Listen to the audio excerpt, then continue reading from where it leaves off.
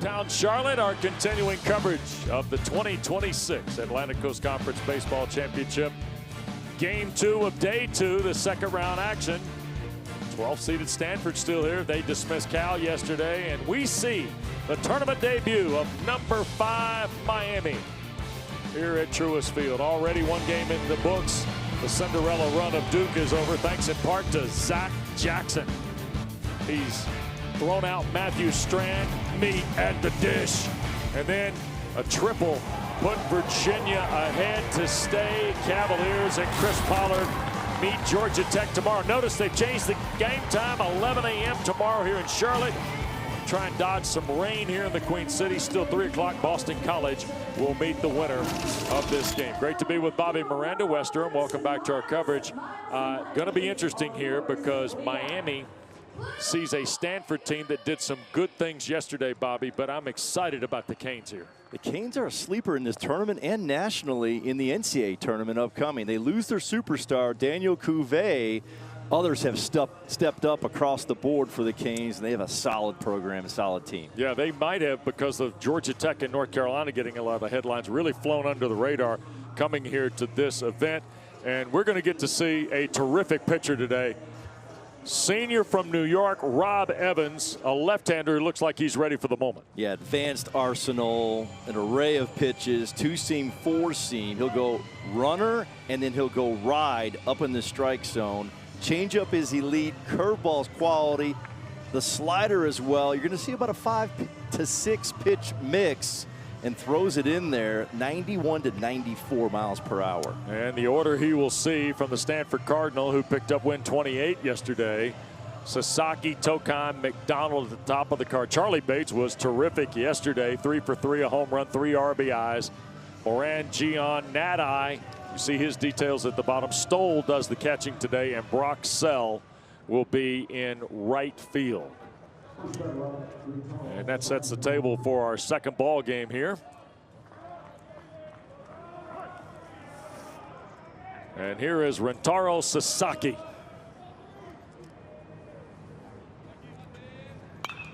First pitch swinging, fouled it away. First pitch breaking ball right off the bat.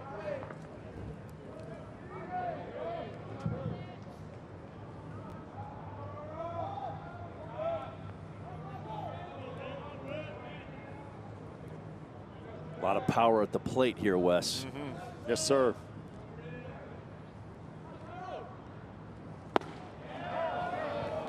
Low.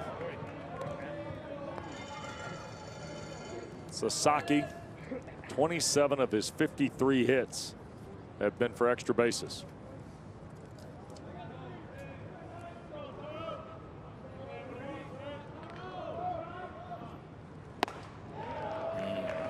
Slider from Evans. Quality breaking ball right there. A lot of sweep on that pitch.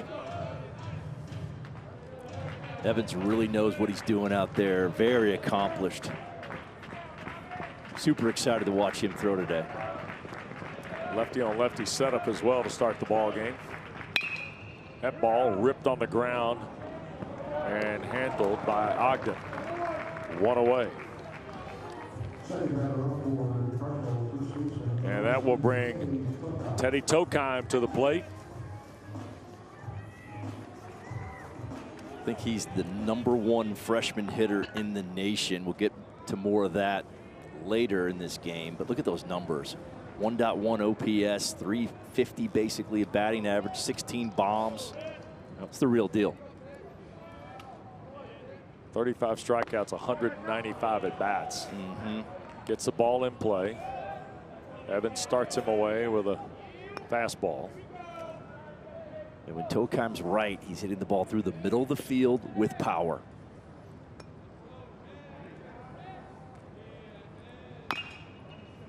Pulled foul on the left side.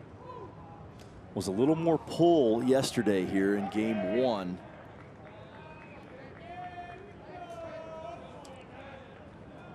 Needs to be a little more through the middle of the field. That's his strength. Drives the ball right center to left center gap. That's off the plate. Change up there. It's warm here today now in Charlotte, nearly 90 degrees, not a lot of wind. Humidity's up a little bit as people work their way back from lunch here in Uptown, places of business. A little ballpark action here for them on a Wednesday. Evans comes set. That's a fastball again off the plate, trying to work the outer edge against Tokheim, who's had a hit in 7 of his last 8. In that stretch, he's had 13 hits. It's just, again, there's been no let up. A talented freshman from Seattle. At the letters for a strike. Bobby, we see this more often than not now. A lot of guys go from the stretch. There's not a lot of wind-up guys anymore, are there? Not really. A lot of side throwers. They start sideways and then move it on out. There's one right back to the mound on 2 bounces. Well done by Evans to wait on the ball rather than cause chaos with the charge. That's a heavy, heavy 2-seam fastball.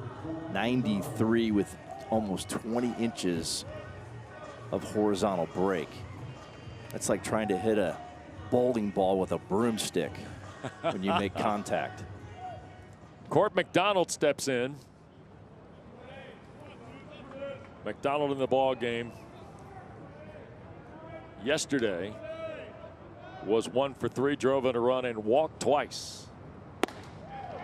Evans pops the mitt there. Get a slider. I like that nice little baby slider right there.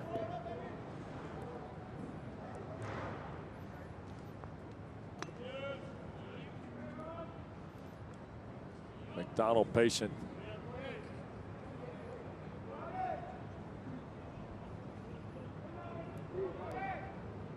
Almost a pitch clock violation by Evans, but ground ball instead to Ogden. And boy, talk about just pretty seamless. 3 ground balls from Evans. Miami comes to bat next in Charlotte in their first appearance at the tournament.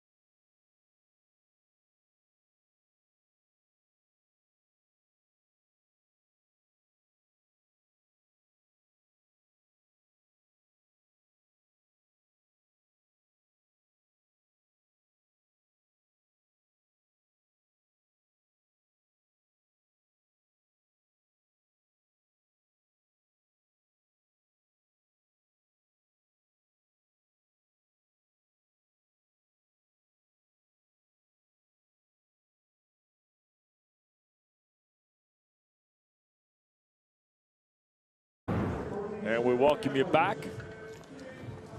Miami getting ready to step to the plate for the first time. Ogden, Galvin, Williams, the first 3. Alex Sosa started his career at NC State, and he's had a whale of a year for Miami.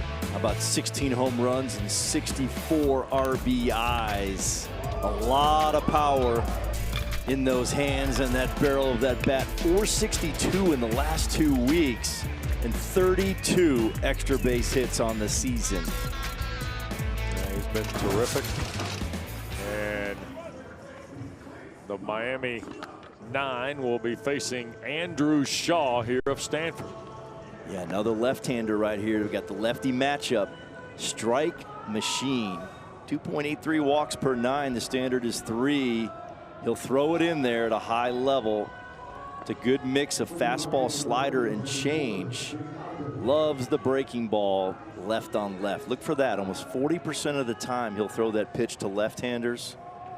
That fastball run it up to almost close to 90 miles an hour from the left side. 6'3" left-hander, 201-pound freshman, Sequoia High School outside of Atlanta in Woodstock, Georgia. Know that area well. Yeah. So here is Shaw's first pitch, and it is off the plate to Ogden, the second baseman. Scrappy player right here, Jake Ogden. Did a nice job for the Canes last year on their super regional run. It's in the dirt. It's 2-0. The fun thing about him, the fun fact is the fan club that he has, the Jake Ogden fan club. Heavy usage on the IG. Oh, on the gram, doing it for the gram, huh? He's had a hit in 13 of his last 15. 2-0 in for a strike, taking all the way.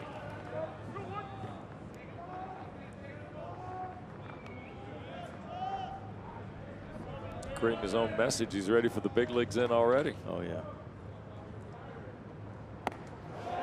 Laid off there. It's 3-1.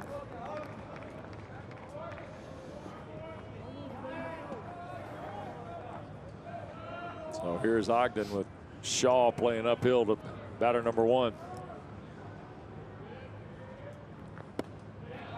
There's a strike on the 3-1. Chase the change in. We saw Duke aggressive, Virginia aggressive. Last night, clearly, Pitt was aggressive. Notre Dame aggressive. How will Miami be today? Fly ball to right. Chasing back is Sell, and he'll make the catch for out number 1. That's a good job of throwing it in there with a 3-ball count, making something happen. Talked about Shaw being a strike thrower. There's his usage. Almost 50% of the time on the fastball, the change. And remember, the slider goes from 19% overall to over 40% against lefties. Max Galvin only 3 hits in his last 12 games against left-handers. There's a little cutter right there. Call it a slider if you want. Little baby slider cutter. I should say last 12 at bats, Bobby. Or Galvin. That ball to right. Sell is busy. Out number 2. Shaw will throw it in there and make you swing the bat. You got to earn it off him. That'll bring Derek Williams to the plate quickly. Williams has had a terrific year for Miami. From St. Louis, his senior campaign, riding a 7-game hit streak. He's got at least 1 hit in 42 of the last 53. See, this is why they're flying under the radar. Right, 15 bombs with 66 RBIs. That is an All-American type season right there. Yep.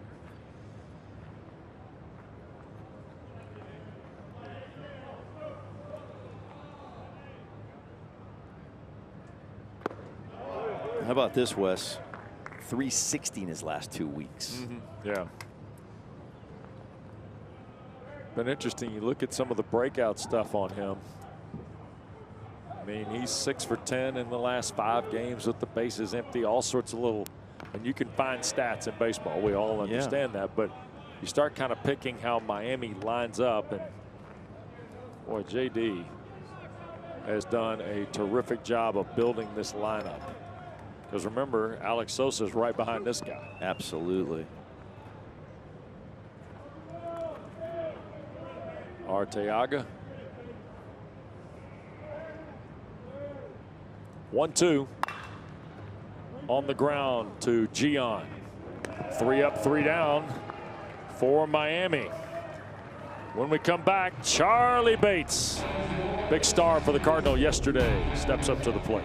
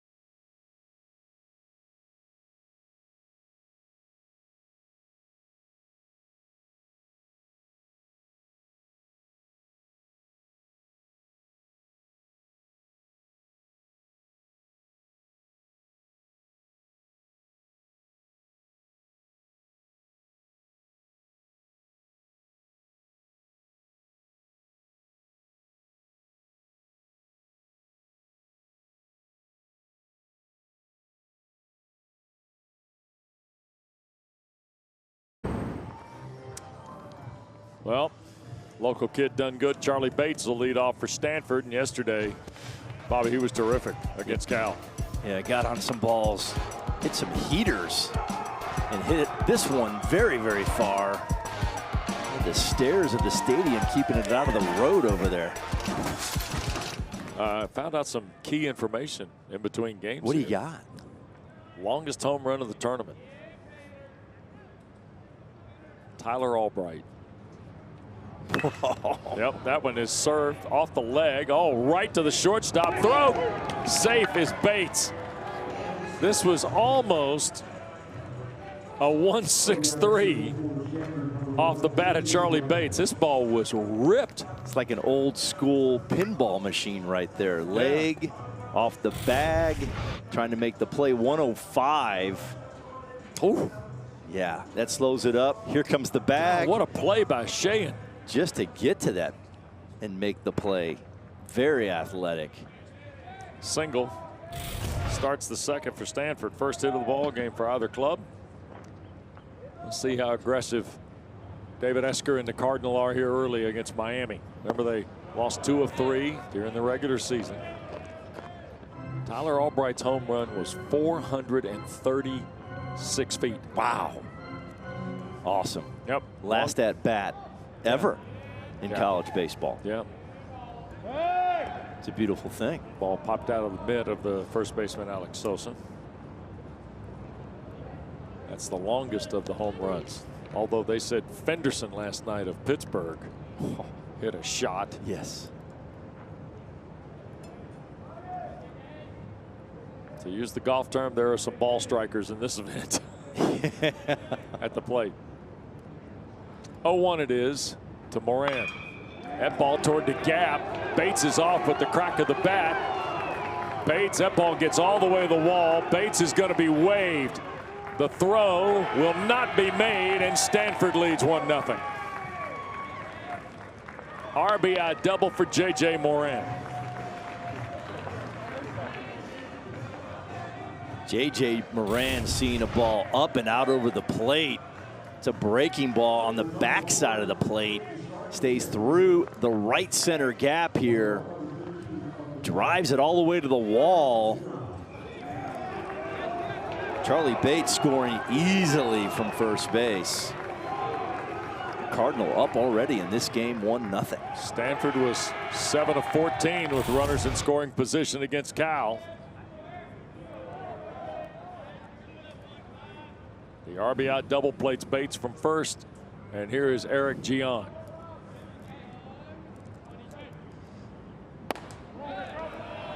The fastball from Rob Evans. Gian from Fullerton, California. Gian with one of your favorite plays of the tournament so far from yesterday. Unbelievable, wasn't it? Heck of a double play. Yeah, just amazing. Tagged a guy in the baseline and then made the sharp throw. Evans off the plate, 2-0. Gian has been hot the last 2 weeks, 364.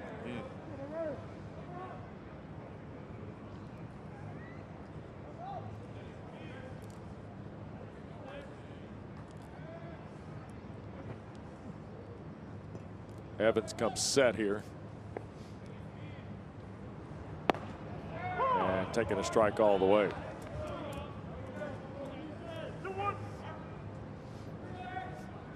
And you'll see Evans cross count right there. A little cutter to the zone. We call that a little to the zone cutter. Just a little wrinkle.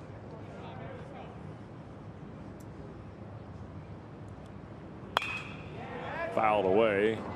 2-2 the count. That one got up in the executive area.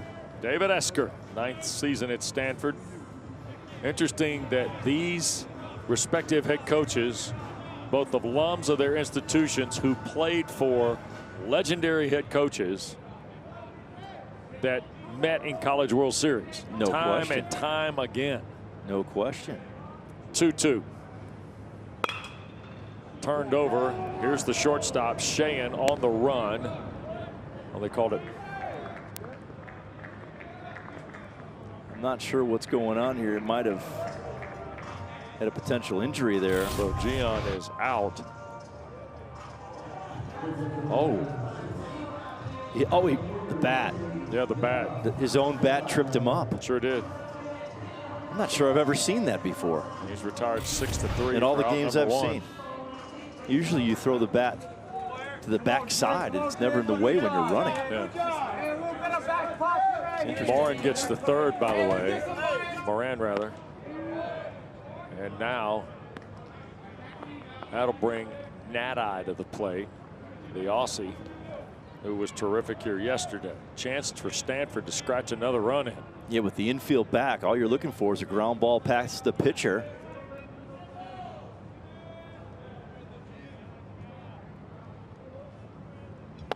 Off the plate. Another look at Jimmy Nadi. How you want to start the game, Jimmy? Home run. Rocket. Yep. Dead center. Keeps that same approach right here. Cardinal Good things will happen for the Cardinal. Yeah, wearing the all black lettering yesterday. It's a swing and a miss on a slider. Ooh, that's nasty. It is really good. Very good.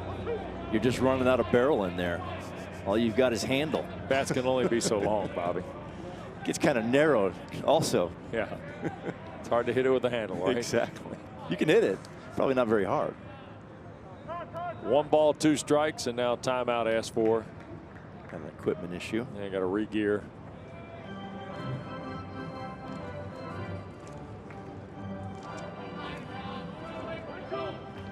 So it's a ball and 2 strikes to Nadi. Stanford 1 in and looking for another at third now with 1 out.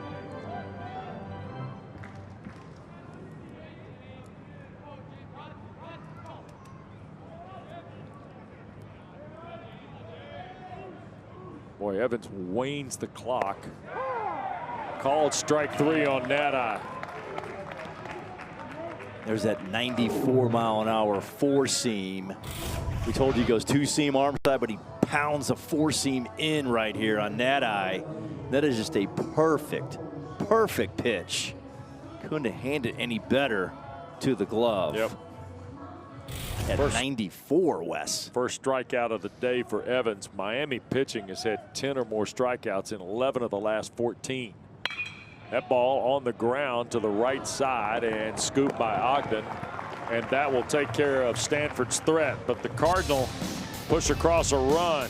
Double by Moran does it.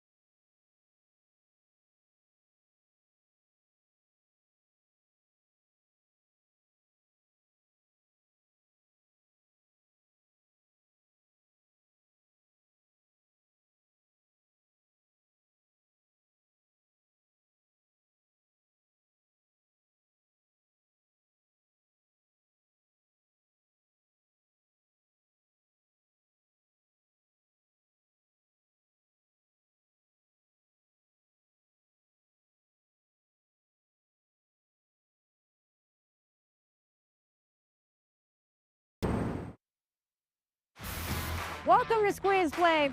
All the highlights, all the big moments. Got a chance to have some big-time fireworks. 6 to 8 games on a screen at one time. You're going to be locked in for that. The season on the line. Hashtag Squeeze Play. Send us some tweets. Maybe we'll put you on the So Swell. The storybook season will continue. All right, Squeeze Play starts on the 29th, next Friday night. I put in a request for a tie color. I'd like to know what the tie color is going to be next Friday night for Rooney. I'm saying Runes is going to go something Notre Dame-ish with some green in there. Put the request in. Mike Rooney will be there with Chris Burke, Matt Schick, Chris Budden. All the games, best way possible. It's on ESPN Plus. They do kind of simulcast on ESPN2 occasionally. It's a great way to follow the NCAA baseball tournament. Just sit there all day and watch everything. Yeah, I like the late night stuff. Pick it up about 9:30, stay till about 1 in the morning when the final game's in.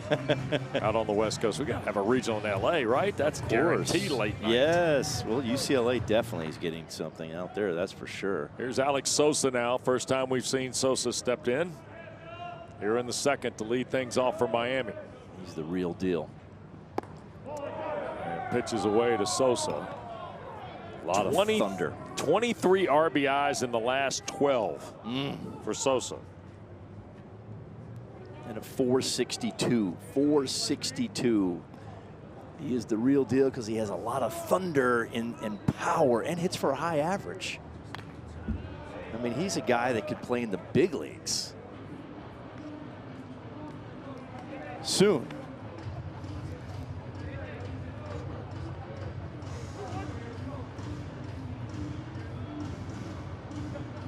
So 2-1 it is to Sosa.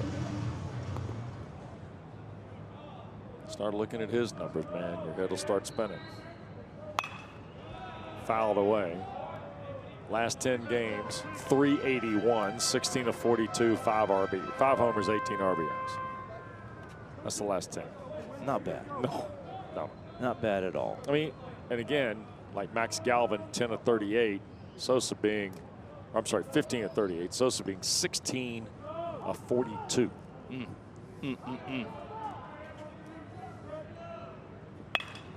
Rolled over toward Gian, or I beg your pardon, that is the shortstop, Bates, with the shift on. Sosa is retired 6-3 on the right side of the infield. Hey, look, it's Cohen Gomez. He's warming up again. Well, remember their system. We talked about it yesterday. Right. They staff it every single game. So you're going to see several pitchers get in this baseball game. But Cohen Gomez might have warmed up 4 times yesterday, Bobby, and never came in the game. Now, if he comes in the game, we will report the news. That's our job. If he warms up again, we're not going to talk about it because he warmed up 4 times yesterday. Yes, he did. Got a good bullpen in yesterday. He's ready to go. He ought to be fresh. Yes. Well, maybe not. He's loose. He threw a simulated game in the bullpen. Alonso Alvarez, the Miami catcher, here with 1 out. Shaw to work. That ball hit in the air to left. Going back is Nada, and it is gone. So Alvarez knocks it over the wall in left field to tie the game. That's a changeup out over the plate. Alvarez did not get all of this. Just at 95.5 miles per hour off the barrel. But see it right here. He gets extended, hits it with backspin in the air, and it's a hot day today, Wes. That ball will carry out of this place very easily. You could see when it left the bat, Shaw looked straight up in the air, and I think Nada was hoping against hope that it wouldn't reach the wall, but it did. Tied at 1 now, and Dubovic gets a bat, the designated hitter. This is Dylan Dubovic. Miami's got 11 home runs in their last 6, including that shot. And a strike called on Dubovic. Quickly a ball and a strike to the freshman from Coral Springs, Florida. He's been in the starting lineup 4 times in their last 10. 5 for 17 in that stretch is Dubovic. Dubovic hitting .455 versus left-handed pitching on the season with a 1.4 OPS. I mean, hard to get out if you're left-handed versus Dubovic. Ball off the plate, now 3-1.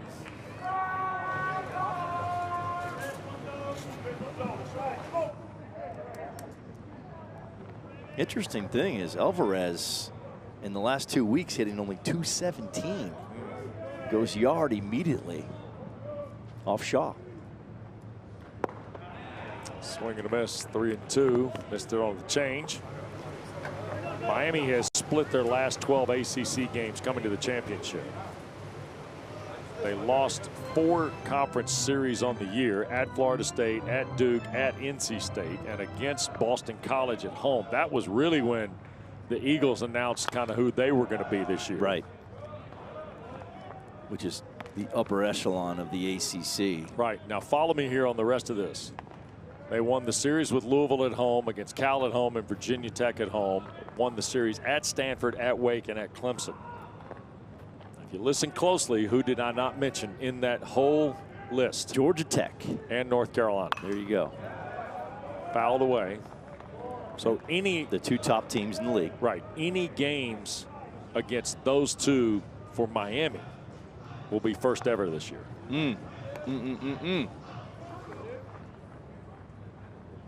It's a two-edged sword on that because you don't get the RPI points either. Let's say you lose 2 out of 3. Yeah. You jump 10 points in the RPI. Yep. Dubovic battling full count still. If you even play 3 games against the top 2 or 3, 4 team in the country, it helps you. Yeah.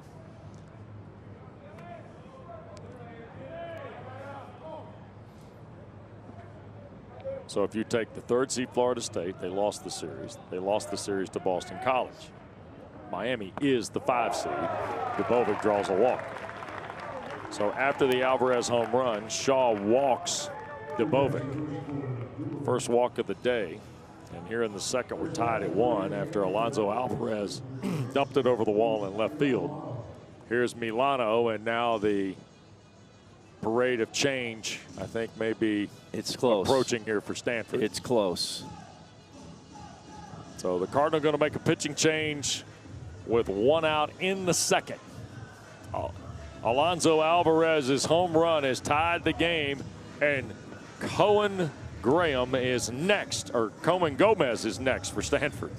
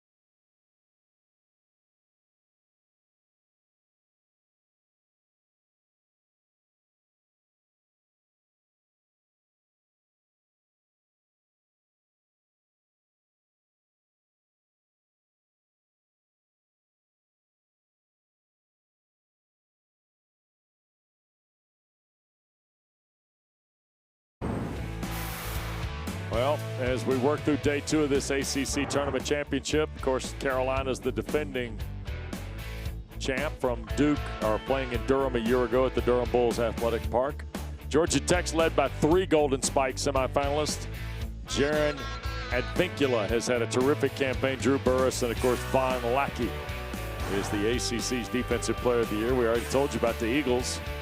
Boston College is here tomorrow afternoon at 3 o'clock. They'll meet the winner of this game. And we continue on, and new pitcher for Stanford.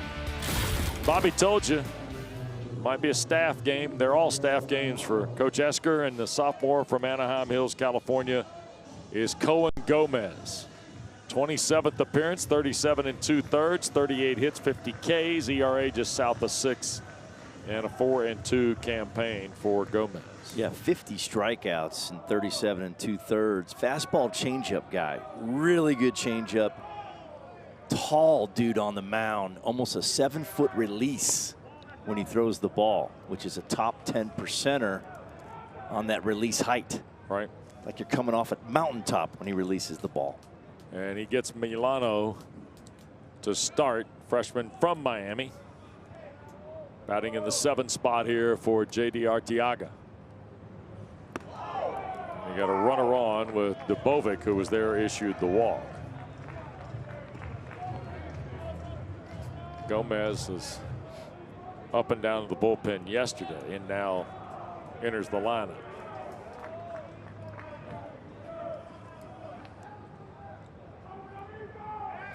Throw back over to first.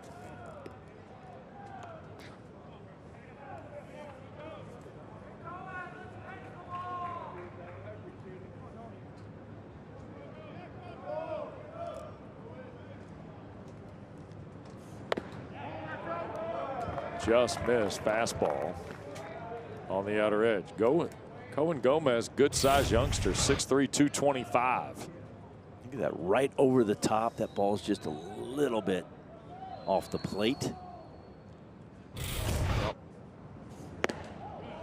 There's a strike. Another fastball. That arm slot's like the old school Iron Mike, right on top. Boom, coming off the high release. Spinning that 4-seam. And that ball dropped down. Tried to throw the slider and missed, so Milano's aboard. Back-to-back walks issued by the Cardinal. Runner at second is the property of Andrew Shaw. Gomez now responsible for Milano. And here's Vance Sheehan, the shortstop, batting for the first time. 264, a couple of homers, 25 RBIs for the 8-hole hitter.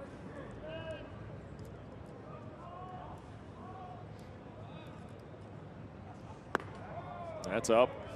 Ball 1. And Sheehan has been really good this season with runners in scoring position. 321 batting average with that situation. Rolled over, foul.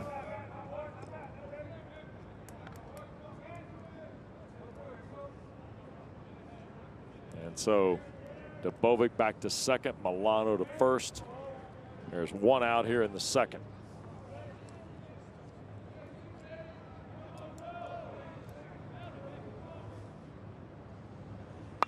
That ball whistled foul.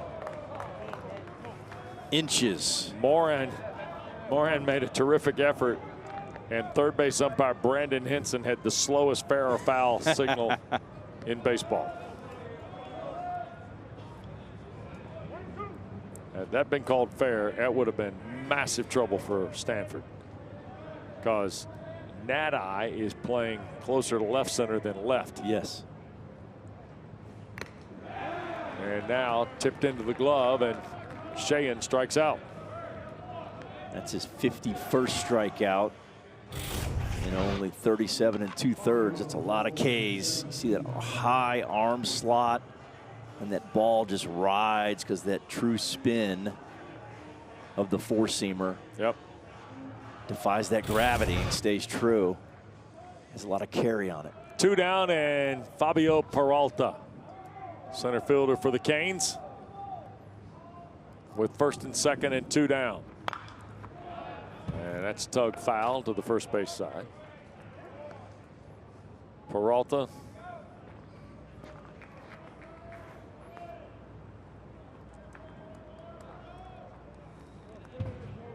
last 10 games is 261 with 3 RBIs. Drawn 5 walks, struck out only 4 times. That's off the plate. 1 ball, 1 strike to Peralta. Gomez loves to feature that changeup to left-handed hitters, especially in this situation. Runners in scoring position. He throws it almost 60% of the time. There it is. Look at that.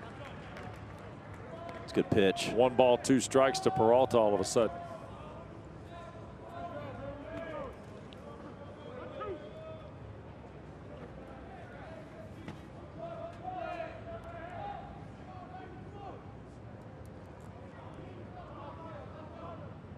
The 1-2. Lifted into shallow center field, going out and unable to pull it in is Bates. It's now a 2-1 game as Dubovic scores. Hit them where they ain't, Fabio. It's another soft off-speed pitch at 82 miles an hour. Hit it even softer, 66 off the end of the bat. This might have been a little sand wedge that fell right in between everybody. Perfectly placed on the green right there. Pretty close. Checked up. Able to make the putt. A lot of spin. Yeah, kept it on there. And pushes the order back to the top of the card for Jake Ogden, who flied to right in the first. So Miami's put 2 on the board. The home run by Alvarez. RBI. Ball into the outfield off the bat of Peralta has made it 2-1. In for a strike to Ogden.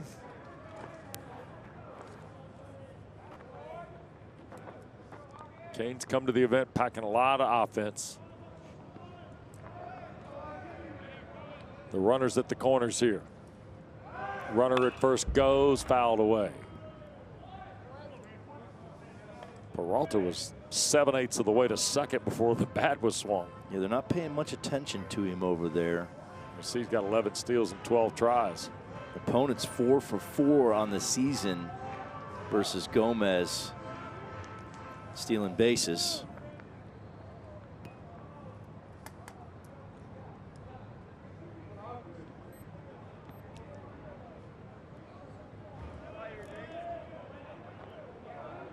Ogden back in the box here. That ball on the ground. Bates will charge and cannot scoop it. Run will score. It's 3-1. Milano trots home easily. Bates tries to one-hand this. This is exactly what you try to do. He wanted to get to the short hop. Didn't quite get to that shortstop. You got to go down through and out to that baseball. Watch, it comes up and the ball stays down. 6 inches or less, those are the easy ones. Anything over 6 inches to 3 feet, that's that tweener. It's basically like going to Vegas and pulling the slot machine. Just trying to see what happens. You know, you get lucky and sometimes you don't. And right there, he didn't. An error on the shortstop, Bates.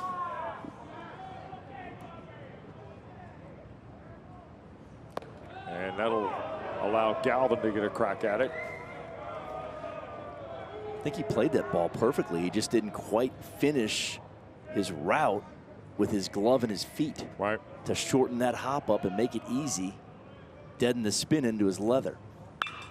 That ball is going to be dumped into left. No, running catch of it by Nada. Closes down the Canes, but Miami puts 3 runs on the board. And the Canes are in front, and J.D. Arteaga with us next.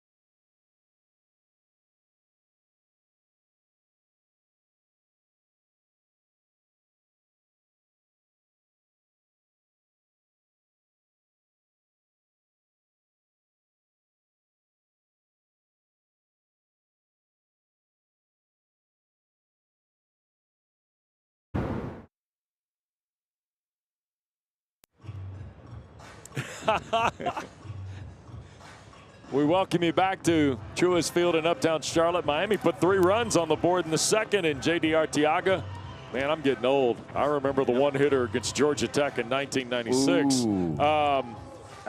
Alonzo Alvarez, a little pop in the bat, coach. Got you going, huh? Yeah, man, got to change up in the zone, got the head out there, and just popped it out of the ballpark, man. That was a great job of hitting there.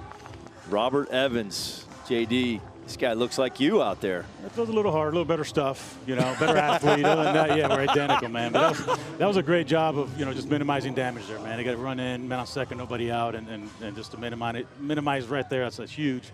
And then for us to come back in and put up a 3-spot and answer right back, that's good baseball. Bobby and I were talking about this, and then we'll have to tell you this. Stanford now in the league, but Miami and Stanford, Omaha, 3, Marquis, the whole 9 yards, man. This is fun, isn't it? It's fun, man. It's a great program over there, and people don't realize they're a win away from being the 8 seed and having a bye. So this league was so jumbled together, and especially in the middle, anybody could beat anybody. So we just got to keep our foot on the gas here and keep scoring runs and keep getting outs. Thank you. Appreciate it. All right, thanks, guys. Good luck today, JD. Off the bat of Sell, and boy, what a play this is by Ogden. That's a banger at first base. So Jake Ogden, this is a little roller off the bat of Brock Sell, the 9-hole hitter hitting for the first time, and boy, watch Ogden. See, he comes in and gets that short hop, makes it a much easier play and pick, and a quality stretch at first base as well. And well done by Sosa. Yep.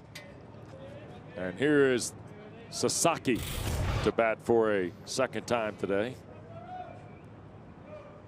Miami 3, Stanford 1. We're in the top half of inning 3. This is game 2 of the second round. 2 more games still to come tonight here in Uptown Charlotte. Mike Farron and Devin Travis will be here for Notre Dame and Virginia Tech, scheduled to start around 5 o'clock, and then a 9 o'clock start tonight for Pitt and Wake Forest.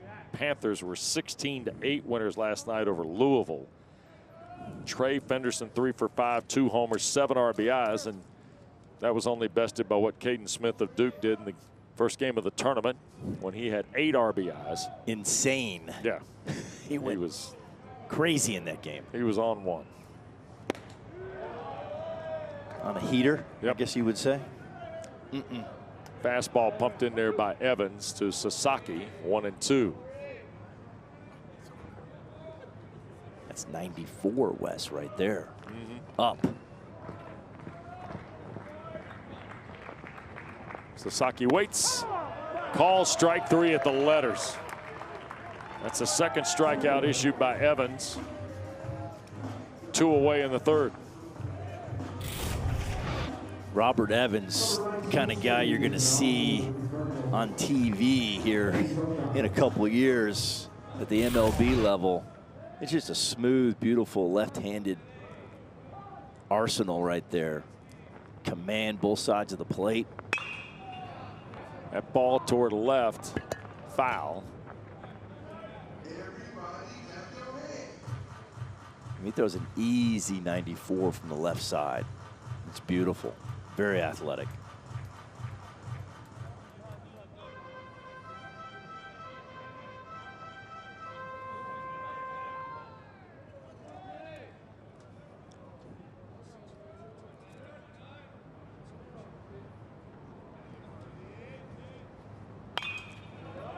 Fouled away by Tokheim. 0-2. Teddy Tokheim definitely will be a first-team freshman All-American. Ooh, yeah. Potentially a just straight-up All-American.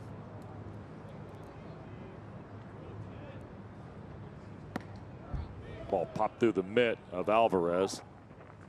1 ball and 2 strikes it is to the rookie from Seattle. Tokheim, you mentioned, Bobby, 347. OPS over 1,000, right? 16 bombs. Yep. 19 doubles, too. Now 2 balls and 2 strikes. A lot of plate discipline for him as well. I like 34 extra base hits on the season as a freshman.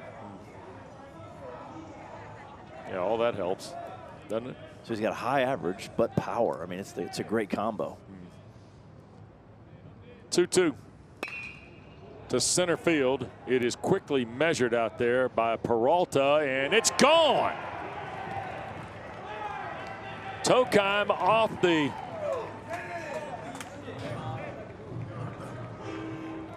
My goodness, Wes. that was launched. We talked about his 16 home runs, and we talked about his ability to hit the ball through the middle of the field with power. That was on display immediately right there. It's a changeup. That's down in the strike zone. Teddy Tokheim, he knows what to do with it down there. Not sure what was going on in center field right there with Peralta going in, and the ball just disappears into the batter's eye. 427. In for a Launched. strike to McDonald. 427. True freshman. Got a lot of talent, young man. Yes, he does. Goodness. So Tokheim makes it a 3-2 game. 36 of his 68 hits have been extra bases. Goodness gracious. And I've been waiting on him to hit a ball through the middle of the field. That's his strength. Well, Bobby, you talk about guys with a lot of talent as freshmen, and there's still that jump between like freshman and sophomore year. Yes. It's a big summer for him coming, right? Oh, big yeah. summer, big fall.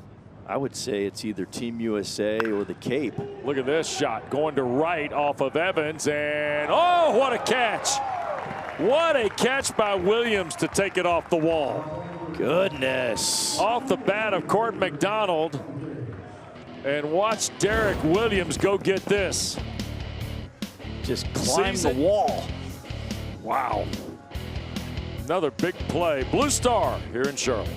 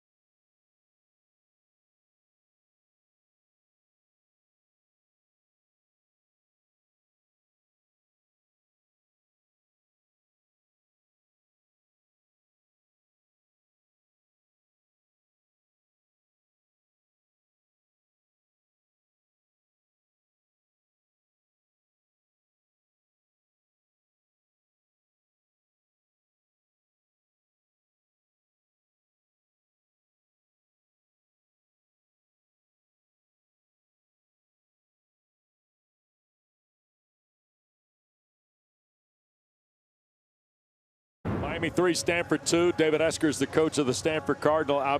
We were just talking about Teddy Tokheim. Coach, he then hit the script button for us and knocked the ball over the wall in center.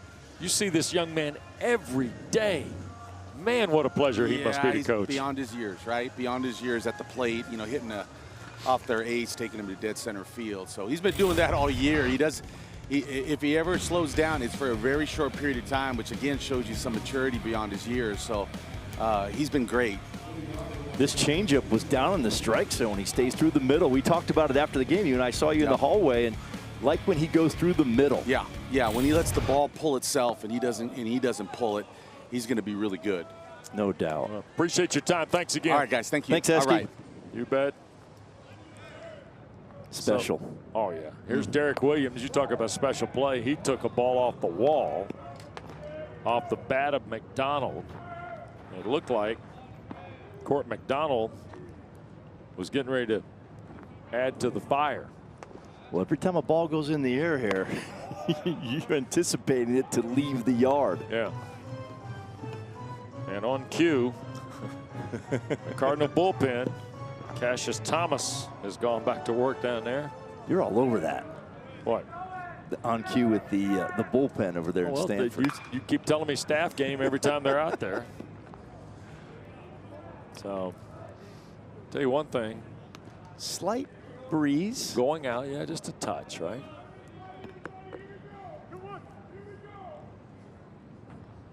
Here is Williams now with a 2-1 count.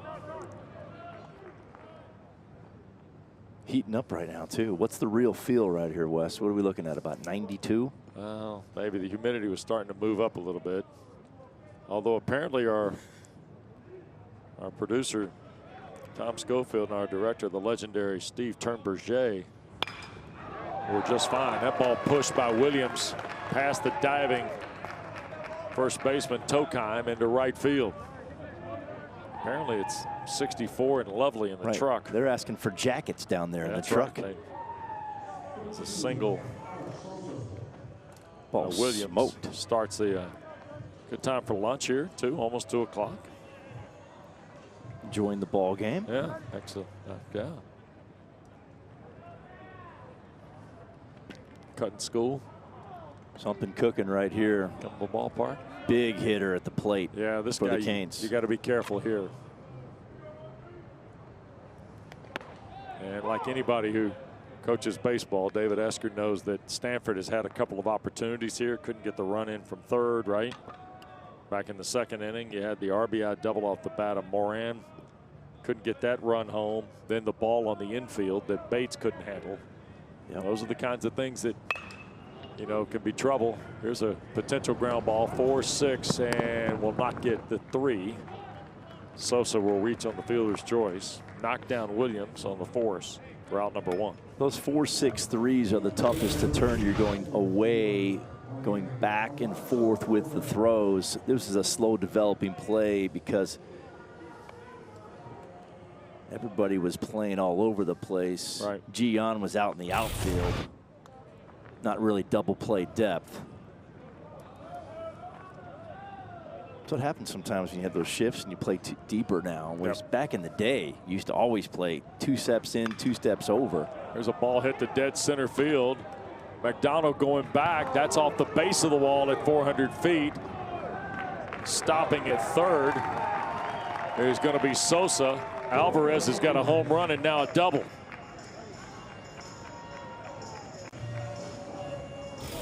First pitch swing. Just jumps on it. And again, at the belt, slightly above. You get the ball in the air here in Charlotte, North Carolina, it will carry.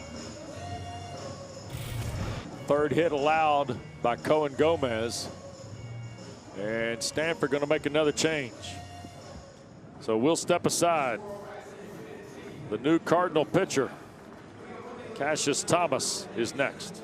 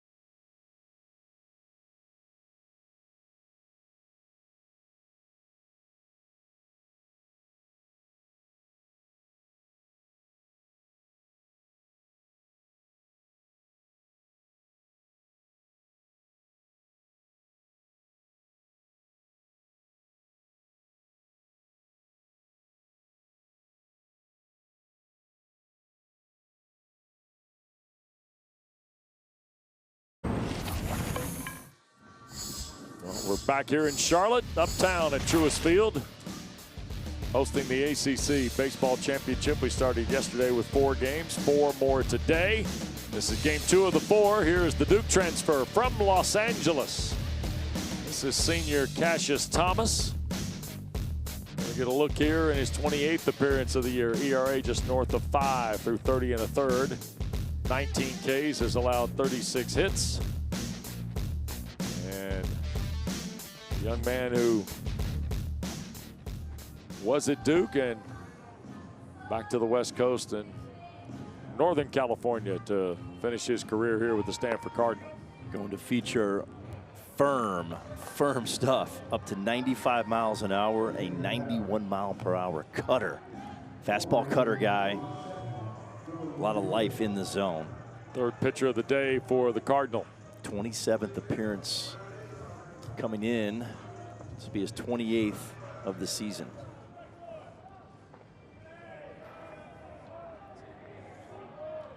Dubovic, who walked and scored an inning ago, here in the third, takes a strike from Winston.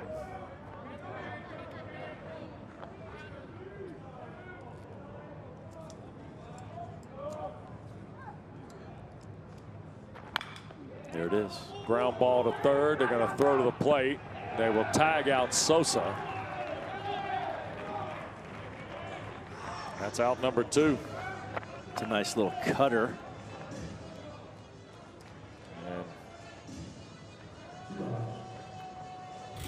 That's a tough read right there. They're on contact play. You just go immediately on contact. That's the choice on their offensive strategy. As soon as the ball's down angle, you take off. That's a preset situation from the third base coach. Sosa knocked down 5-2 at the plate for out 2. Up and away from Winston. Milano, who walked and scored an inning ago.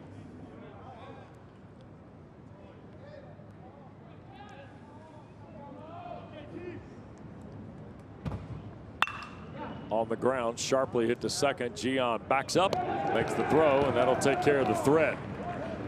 Well, Winston comes in, sets him right down. Good looking stuff right there. 3 there. pitches does it. Miami still up a run going to the 4th.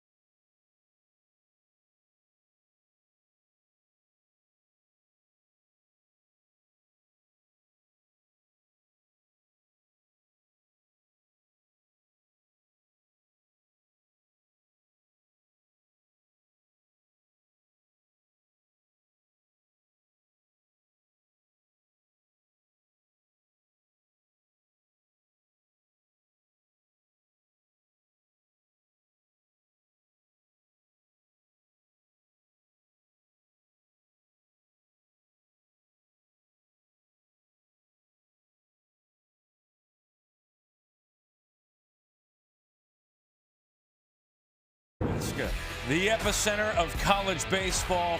Teams holding their breath for a chance to dogpile in America's heartland. It's the NCAA Baseball Selection Show with watch parties all over the country. Let the road to Omaha begin.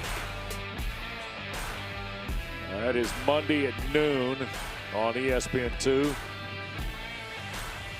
Matt Schick, Kyle Peterson, Chris Burke, Mike Rooney, dozens of other folks as we come to you from uptown Charlotte. We're at the ACC Baseball Championship here at Truist Field at the corner of Mint and Graham and 4th.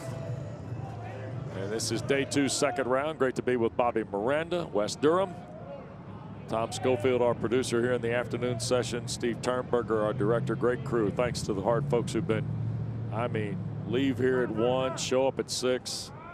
Unbelievable. And now timeout was asked for. Evans is going to run out on the pitch clock. What we got now? Pitch comm situation? Pitch comm. Battery situation as usual. Yeah. A little technology timeout as the pitch clock was winding down on Evans.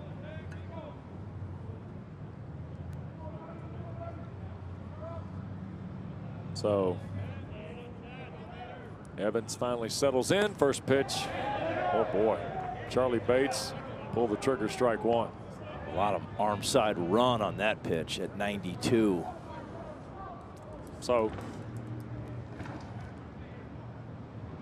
Here is Bates. Had a big day yesterday, 3 for 3. Has 4 hits in the tournament.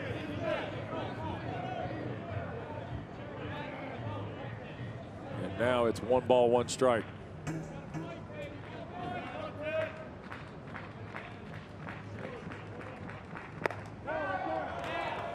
Off the plate, 2-1. You sit there and you go, how does he take that? Inches off the plate. Yeah. Rob Evans kind of guns it in there too now. Yes, he does. Both sides of the plate with command. That one was fouled. And Bates, I thought the ball had almost hit Bates after he hit the ball. Took it right out of his glove almost right here. This whole sequence has been in, out, back in, back and forth at 93.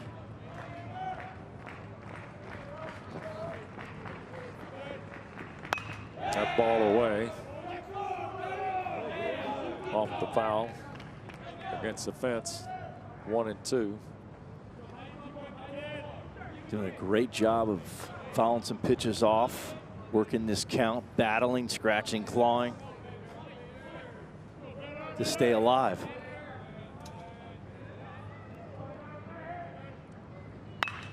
On the ground toward Ogden. Easy play, 1 away. Okay, so we asked earlier, we've asked actually for both days, what do you think Mike Rooney's tie selection will be? Well, we just asked the man. So there are the, what, roughly 8 ties. Look at the sock combinations. I don't know what we're doing with Daffy Duck socks, Tasmanian Devil or Marvin the Martian. That Yoo-Hoo sock combo with the gold tie's got an eye. I like the gold on the end, all the way on the right for day 1. That would be my choice, my recommendation. You know what, Rooney? I tell you what I'd do. I'd let America speak, son. I'd create a poll. No doubt. Create a poll on social media. Let America tell you, Rooney. Maybe on the gram. And then you know what? Do it on the gram. You can do it on the X. And then you can defend yourself against Budden and Schick for their commentary. That's what I would do. KB. I love the sock combo. Fashion. Yeah. Schick's a well-dressed man. Oh, yeah. But I'd put it on them. I'd let America voice their opinion for you, Runes. Sock and tie. If you're asking, you might not be. Here's Moran. Notre Dame grad. Got to go with the gold tie. Oh, see, there you go. Yeah. Playing the golden domer. Yeah. Yeah. Arizona State's kind of a more of a brighter yellowish, not gold, right? Yeah, that's true. Yeah. But he is a ND grad.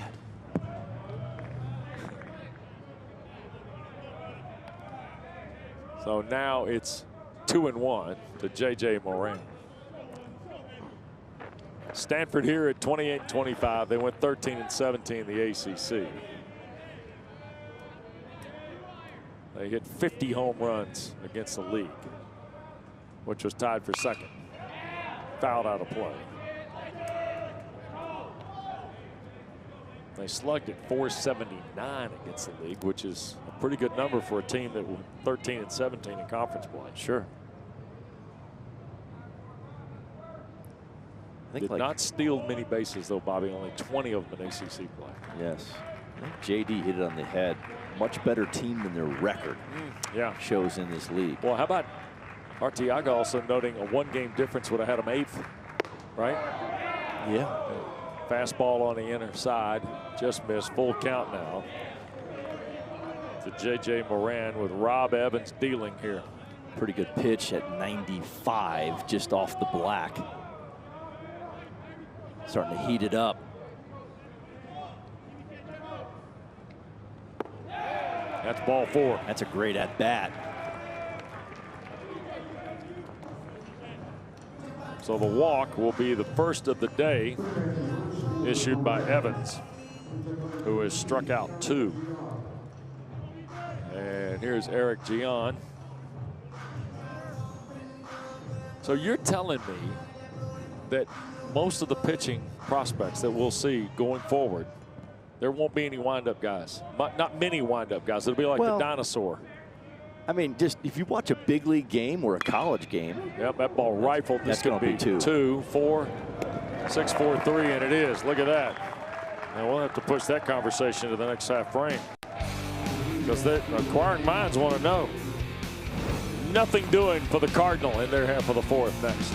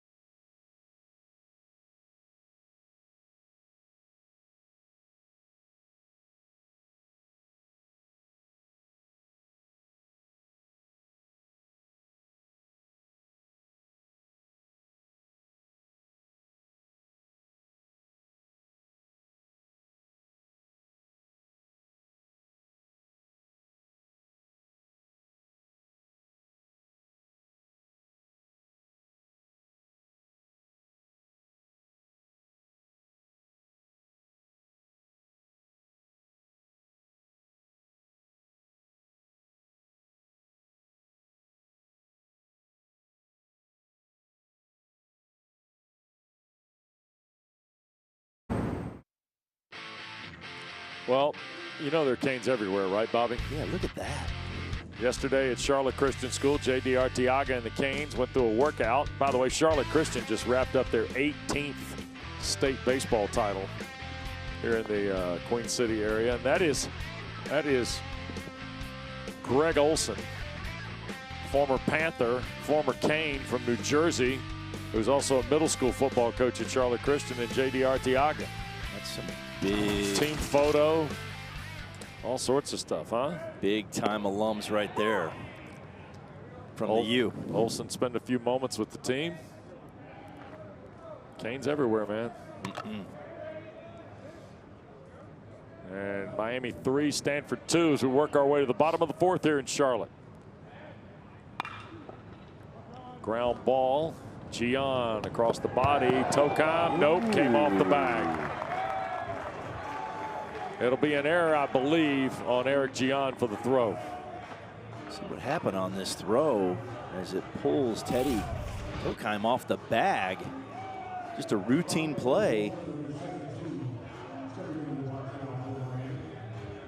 Yeah, I don't know. He might have been on the bag right when he caught it and then went off. No movement from the Stanford Worth another dugout. look. David Esker.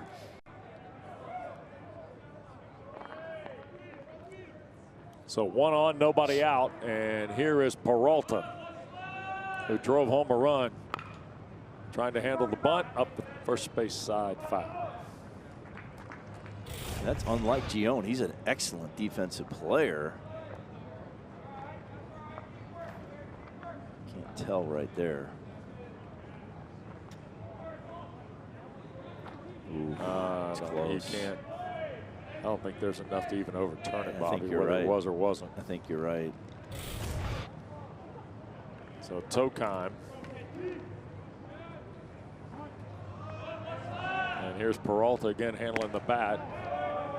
1-1. Wes, that's one of those that's so easy that it's hard. Yeah, sure. You don't focus, you don't concentrate. You're like, oh, this is so easy. And then all of a sudden, it's an error. Yep.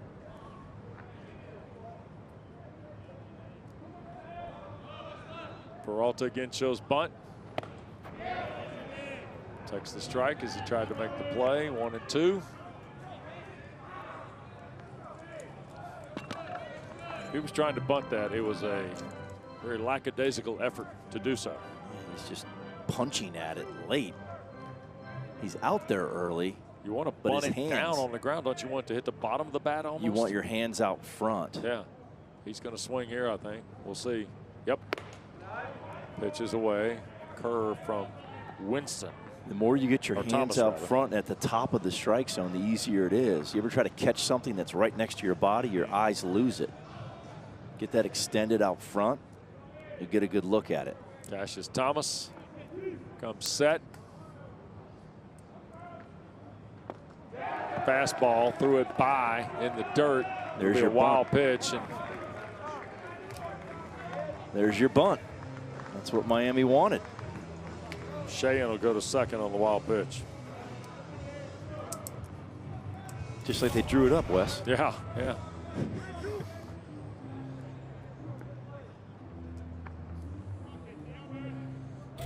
Got by the catcher Stoll.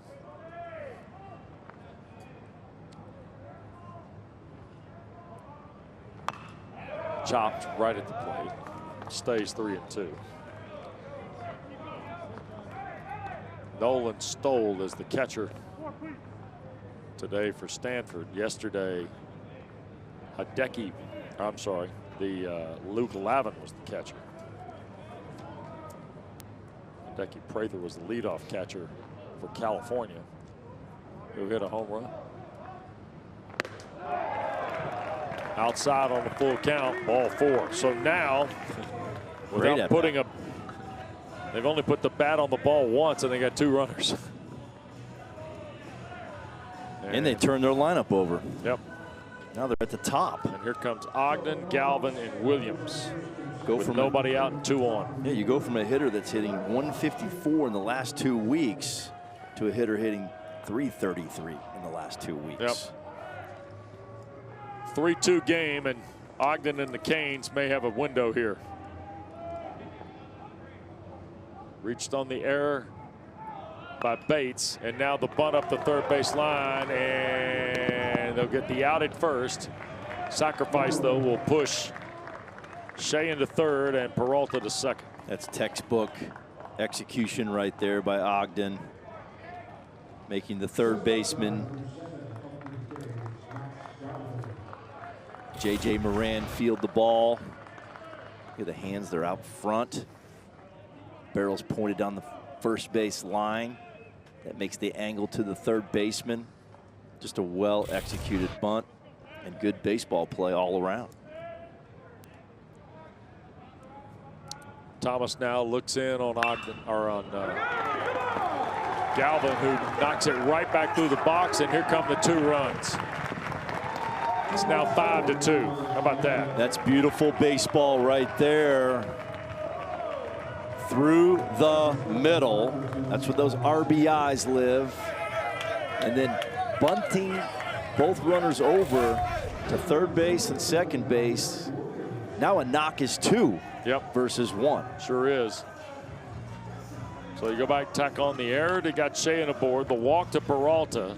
The bunt by Ogden, which is lovely. And now Galvin, first pitch swinging, just bangs it right back through the middle. And that's some quality tack-on runs right there by the Hurricanes. There's the dangerous Derek Williams, by the way, with 15 homers. And he'll first pitch swing again. Long throw, and they'll get him. Heck of a play by Bates here. No doubt. Very athletic in the 6-hole. So that's 2 away. Threw this on the run, going toward the foul line. Watch how he throws across his body, his foot in the ground. I mean, this is from a sidearm throw from deep in the 6-hole. Nice job by Bates. So with 2 outs, Miami, by the way, all 5 runs have been produced by the bottom 5 in the order. Here's Sosa with 2 down and a runner aboard in Galvin. Looks at ball 1. And Wes, this is their guy. Sosa really has stepped up along with Williams since Cuvée went down with his injury. That's right. It's going to be a draft, a high draft.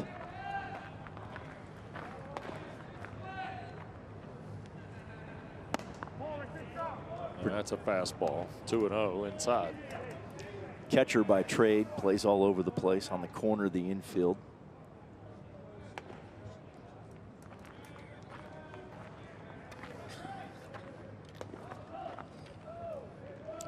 2 down in the Miami fourth.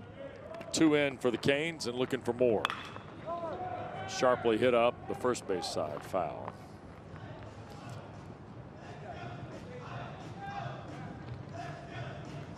So you see that we told you the bottom 5 guys in the order have scored all 5 runs. You see the top 3 hitters are 2 for 8 with 3 RBIs. The rest of the team still 3 for 9 with the runs scored and the 2 runs knocked in. Those bottom guys getting on base, turning the lineup over. Galvin's got Huge. 2-run hit. And now it is 2-1 to Sosa. Fouled away. And remember, Sosa is the NC State transfer. And as a freshman, went to Omaha on an NC State run 2 seasons ago. There's Trevor Moore. Would be the 4th Stanford pitcher of the ball game. Thomas sets. Fastball inside. 3-2. And now we're at one of those dangerous 3-ball counts. These are hitter advantage even with 2 strikes. All the pressure's on the pitcher to throw it in there. Yep. Do have a base open. 5th 3-ball count of the day for Stanford. Off the plate, ball 4. That's a quality at bat. With a base open, take your walk, pass it on to your teammate Alvarez. It's in the 5-hole for a reason. But they don't let a 462 average in the last 2 weeks hit. They pass it on to Alvarez, who's 217 in the last 2 weeks. Yep. So Alvarez, who's already hit a home run today to start the scoring for Miami back in the 2nd inning, is going to get a chance here, but it's going to be against a different pitcher. 4th pitcher of the day, Trevor Moore, is next for the Cardinal of Stanford.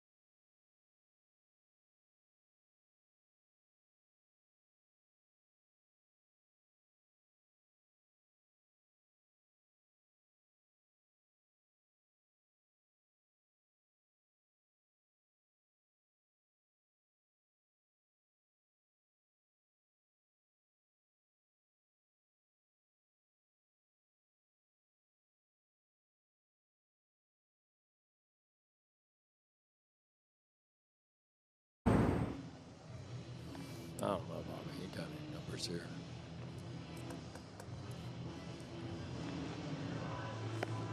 If he doesn't walk guys, he's good. He has a tendency to. Well, Miami scoring today. Alonso Alvarez got it started for the Canes. They trailed 1-0. And then all of a sudden, Alvarez solo shot, but Miami wasn't done yet. And the Canes now lead this ball game. And a 5-2 count. And here comes senior Trevor Moore from Golden, Colorado. 6'1", 221 pounds. 7-2 on the year with a 3.61 ERA. Only 42 in the third, Bobby, but 47 Ks and just 22 walks. Yeah, this is their guy. They'd like to finish the game with him if they could. And remember, Alvarez hit a changeup out of here earlier in the game. This is more power, up to 94, power cutter, power slider.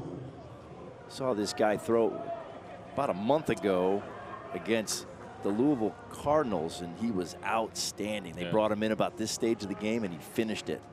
Alvarez has got 14 multi-hit games to his credit. He's got a homer and a double here today, looking for a single and a triple.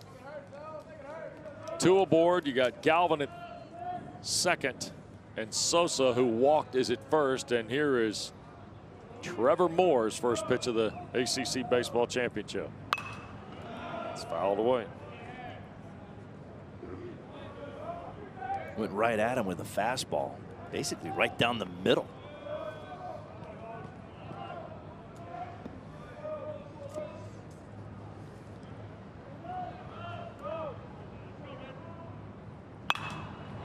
Lifted. Shallow left field, and finally the call is made by Nadi for the 3rd out. Miami 5, Stanford 2. We'll go to the 5th next.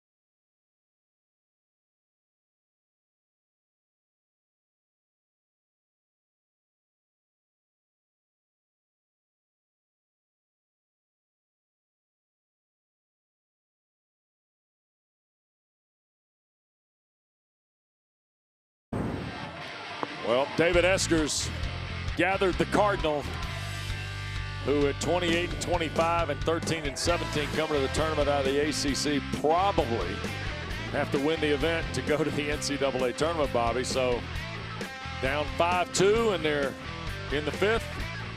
Kind of now or never, right? Yeah, 100%. They're going to have to win the tournament to get into the NCAA tournament. A little plan of attack going on right there in the first base dugout. By the way, need to pick it up. Rob Evans has not thrown more than 13 pitches in any inning of this ball game so far. Big time right there. And J.D. Arteaga could be getting exactly what he wants here, which is a one-and-done event. Off the plate. Ball 1 to Nadi. Feels like this will be a big inning for Evans and a big inning for Stanford. Need to get something going here in the middle of this contest. Another one off the plate, 2-0. Been smooth sailing so far. I mean, 53 pitches. Yes. It's pretty Easy good. work. It's pretty good. Easy work.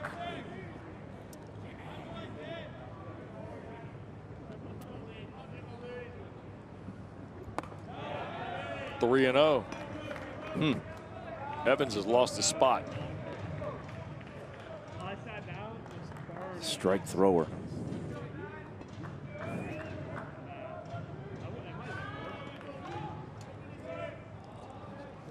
That's only his 3rd 3-ball count of this baseball game. There's a strike on the 3-0. And that's how you keep those pitch counts way down. Just avoid the number 3 and 4 when you're pitching.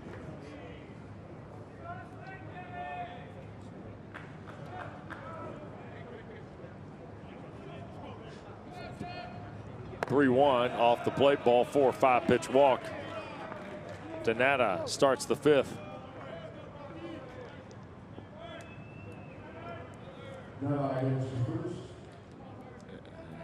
Look at that.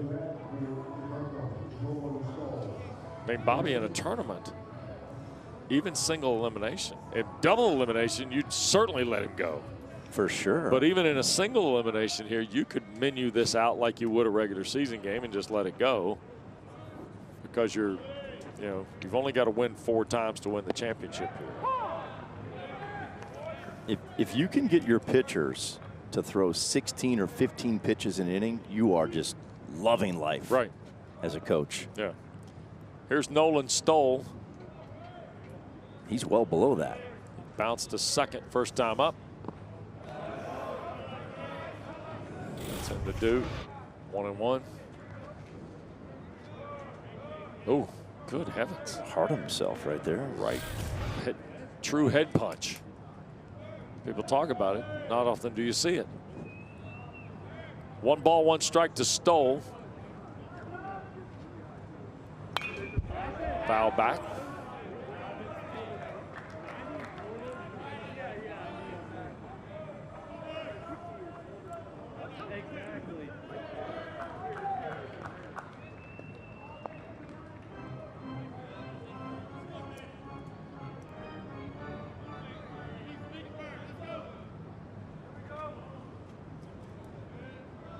One ball and 2 strikes it is.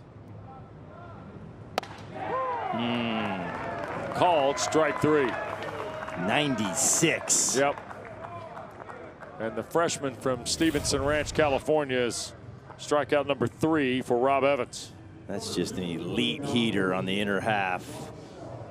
Frozen. I mean, carved on the black. Yep. Brock Sell will be next. Another freshman in the order for Eske. Hard to hit that pitch fair. Keep it fair, you might jam yourself. Got to pull your hands in to work the barrel. And if you barrel it, you pull it foul. He is popping the mid at 94 too. Yes. I mean, came out throwing 92, 93. Now he's up to 95, 96. Yep. From the left side. Well, you know this. You had guys that you tutored who got better as the game went on. That's a slider for a strike. I mean, the 1% are the kind that go, what, 92, 93 to start and are 96, 97? Yes. At the end? Just getting warmed up. Yep.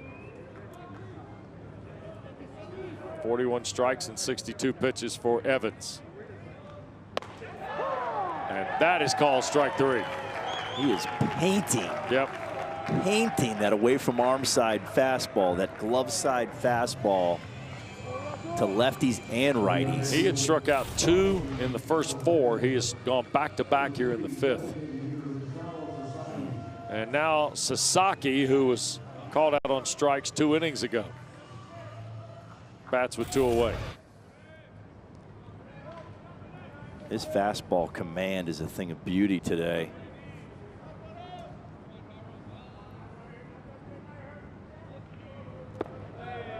Tell you what, Wes, when you're calling a game like this too, been in that dugout calling a game, right? It's like you're playing a video game, right? Because you call it, it's executed, then you move on to the next thing. It's like you got the little button control, and you're playing a video game with that kind of command. The B button, the B button. Yes. Don't throw an X at you.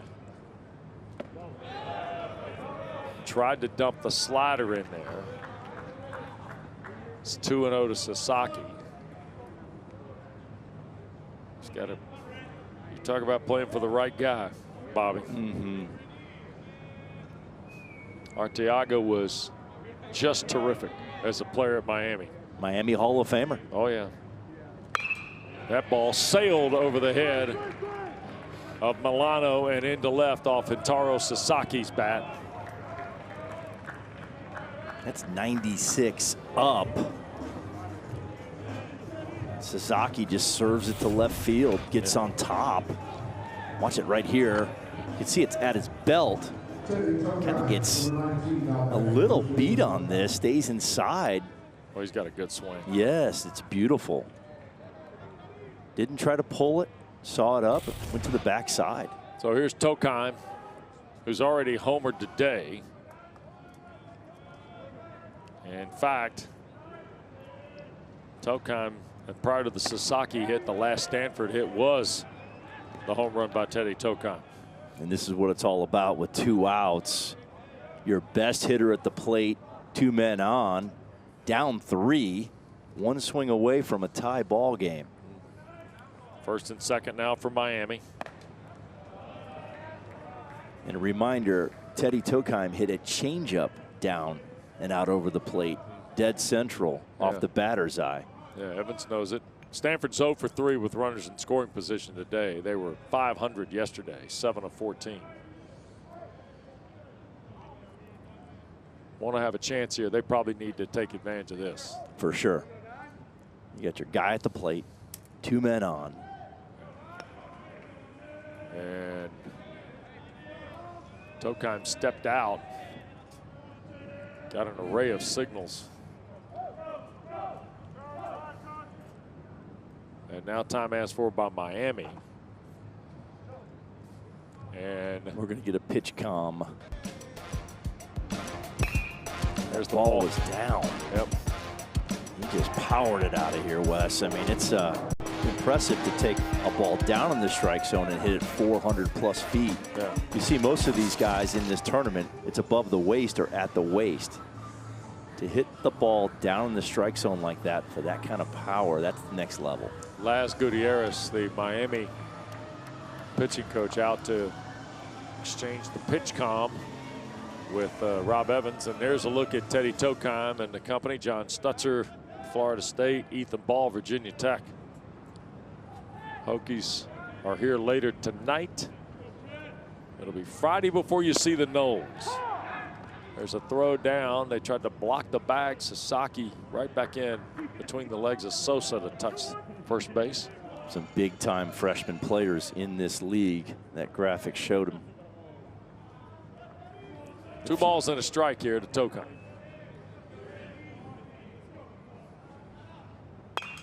Woo. 2-2. 20th pitch of the inning. Well, we did it to Evans. Start talking about how good it was. Now he's running up there 20 times. There you go. It's all in the booth. That's right. We're predicting everything up here. 2-2, 2 out. Tokheim waits. Struck him out. How about Evans? Struck out 3, allowed 2 base runners on 1 hit. Boy, oh boy. Huge strikeout right here. Fastball up in the strike zone. Teddy Tokheim, the soon-to-be All-American, and Robert Evans takes him down in a big situation for the Canes.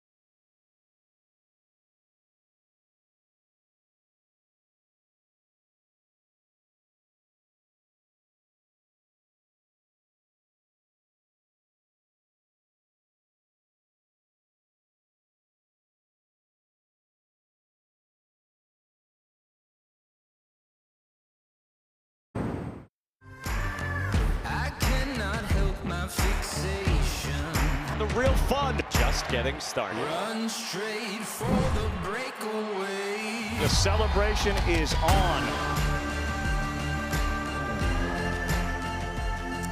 Yep, June 12th on ESPN and the family of networks, the College World Series from Omaha. And we're at the ACC Baseball Championship in Charlotte with Bobby Miranda, West Durham. Delighted to have you with us at Truist Park. Game 2 of the second round. And the pitch from Moore is up to Dubovic, who starts the 5th here for Miami. Canes 5, Cardinal 2. And now 1 ball, 1 strike on a big swing and miss against the slider. Take a hack. He wanted to launch that on the road. Miami 5 runs, 5 hits. Stanford 2 runs, 4 hits, 2 errors from the Cardinal. And a swing and a miss there makes it 1-2. Dubovic's not getting cheated. Dylan is taking a hack, feeling good in the box. Yep. Figure we're up 3. We'll give it a run. Yes. Let it fly, big man. World-class eye black. And now flip the ball right over the top of Moran at 3rd to lead off the 5th. 2 huge hacks, and then 67 served into left field off the barrel. Well, we told you about the College World Series in Omaha. Here's the way D1 Baseball projects the national seeds. This was Monday, and obviously they'll have latest projections following the conclusion of this busy weekend in college baseball. Anything catch your eye there, Robert? I think Georgia Tech should be number 1. If Georgia Tech wins this tournament, I think they will be number 1. Okay. Look at what they've done. They beat Georgia. Yep. They won a game on the road at North Carolina. Everyone else matches up quite well, I think. But I think Georgia Tech, split with Auburn, 1-1 midweek. Took 3 from Florida State, right? There you go. Yep. I mean, I feel like that's the best resume in the country for me.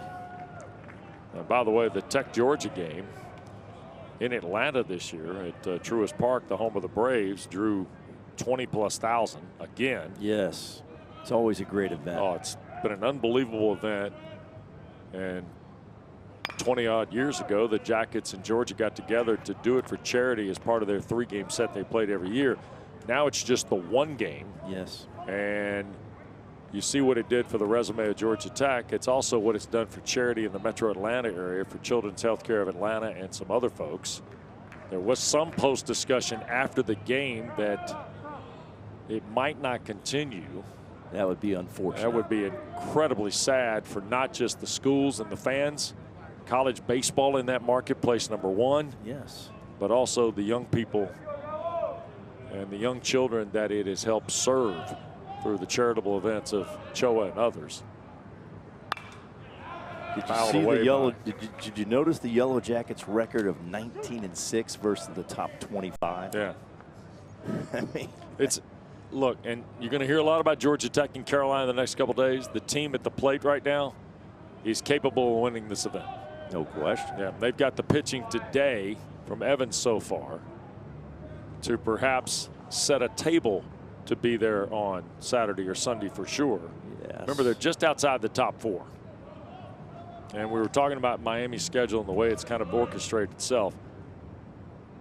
It'll be interesting to see how North Carolina and Georgia Tech as the top two seeds. Ball is loose over here behind the circle. Now we got home plate umpire Joseph Bumbauer. And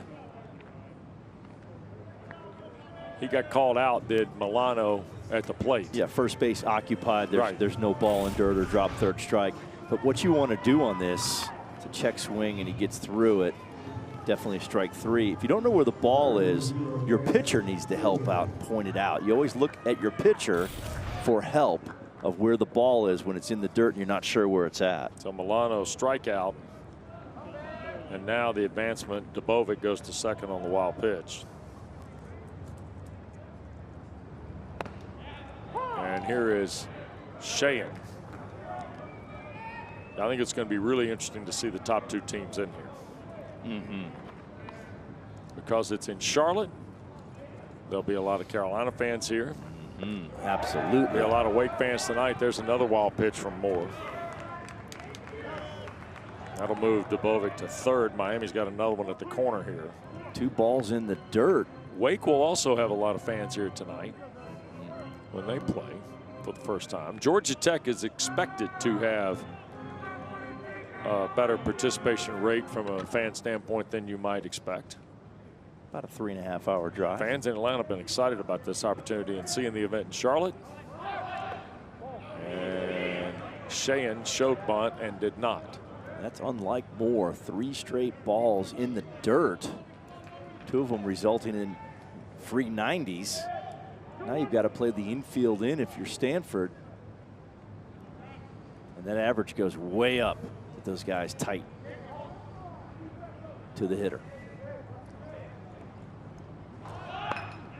And out in front, lovely by Sheehan. I mean, very nice.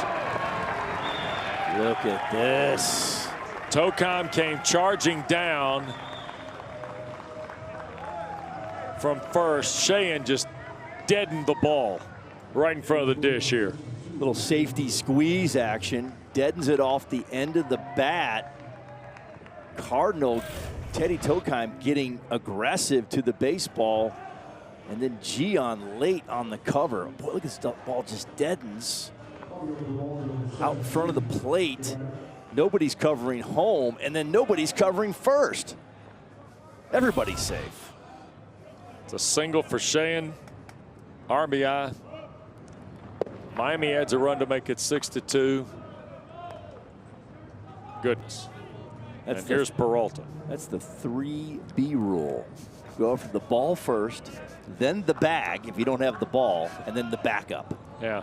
Gian did not go to the bag when the ball wasn't in play. You immediately have to get to the bag. Peralta putting the wood out there again. That's courtesy of a guy named Jack Leggett. Jack Leggett. Coaching Team USA with him. The 3B rule. Ball, bag, backup. Only things you need to do on defense.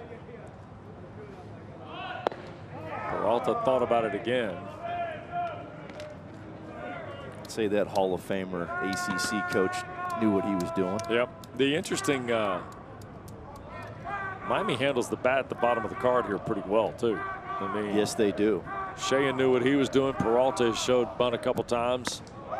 That's up and a walk now of Peralta. With 1 out and 1 in for Arteagas Canes. These tack-on runs are huge, huge for the U. Really, really puts a lot of pressure on the Cardinal coming back in this contest.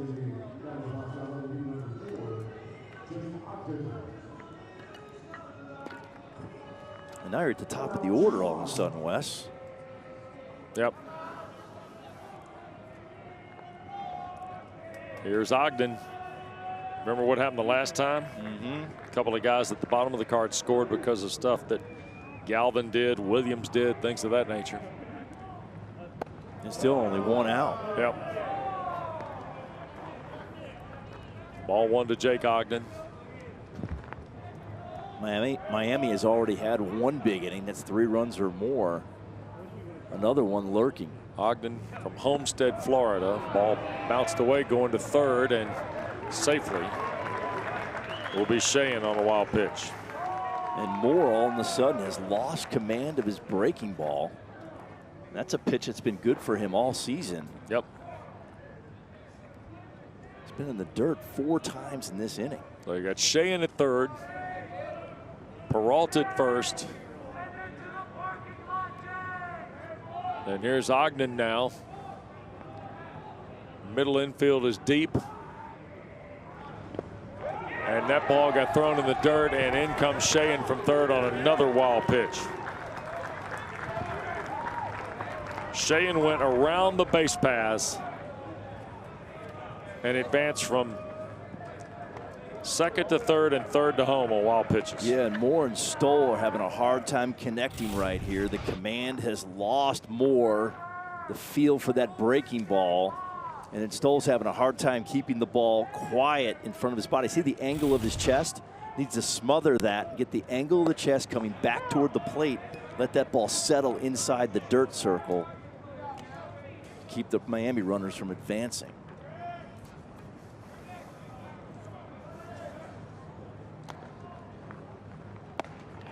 There's a strike for Ogden. Finally throws a strike with his breaking ball. And there is Ben Reimers, who threw 9 pitches yesterday, 8 strikes, and posted a strikeout. That ball on the ground, sharply hit. Gian will throw to first for out number 2. So Ogden is taking care of 4-3 on a terrific spinning throw by Gian. Good snag of 102 off the barrel. Yep.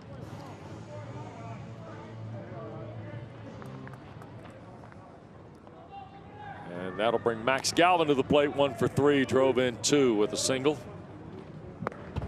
Back in the 4th. 2 in for Miami here in the 5th, and it's 7-2 for the 5 seed.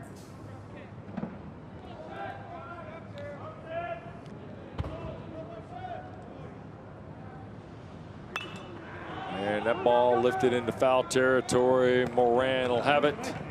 And that will do it. 2 runs are in for Miami. Canes got a couple of hits, and they left 1.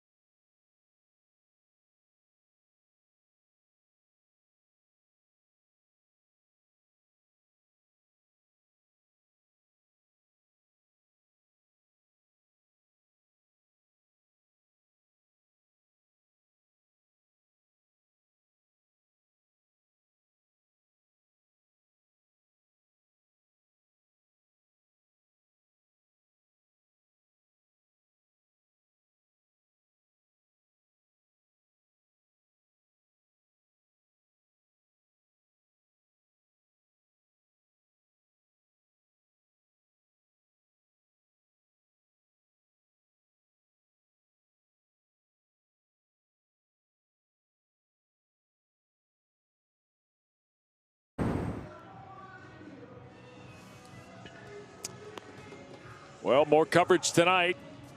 Mike Farron and Devin Travis will be here for the 3rd game of the day, the first of the afternoon session. Expected first pitch about 5 o'clock between Notre Dame and Virginia Tech. And the Hokies of John Sheff, 500 in the league. You see they started 1-5, finished 4-0. A little bumpy in between. 978 fielding. Sharp baseball team in Blacksburg. Hokies will have some fans in here tonight in Charlotte. I love their right-hander Renfro. Power arm, power stuff. Yeah. That ball is to McDonald. Oh, Court McDonald hit a fly ball that Derek Williams pulled off the wall in the 3rd. Pulled it right off the wall. Well said. It's 1-0 to McDonald. Lefty on lefty setup here for Rob Evans, whose 73rd pitch. Inside for ball 2. Good to see a starter go deep in the game. Old school feel up here in college baseball. Yeah. Yeah, all we're missing is the +5 ratio bats. Or if you doctor them, the +7s.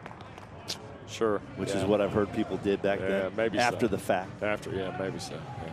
Postscript. Nobody really talked about it when they did it. Right. 2-1 to count. Roll them up into a +7. So there was a +5 ratio on the bats. That's height and weight. Yes. There's a shot on the ground to second. Ogden makes that look easy. 1 away. Boy, and Evans has put 5 to the side, and including striking out all 3 an inning ago. Carving it up. That away from arm side spot right there. Lefty and righty. Look at the fastball in.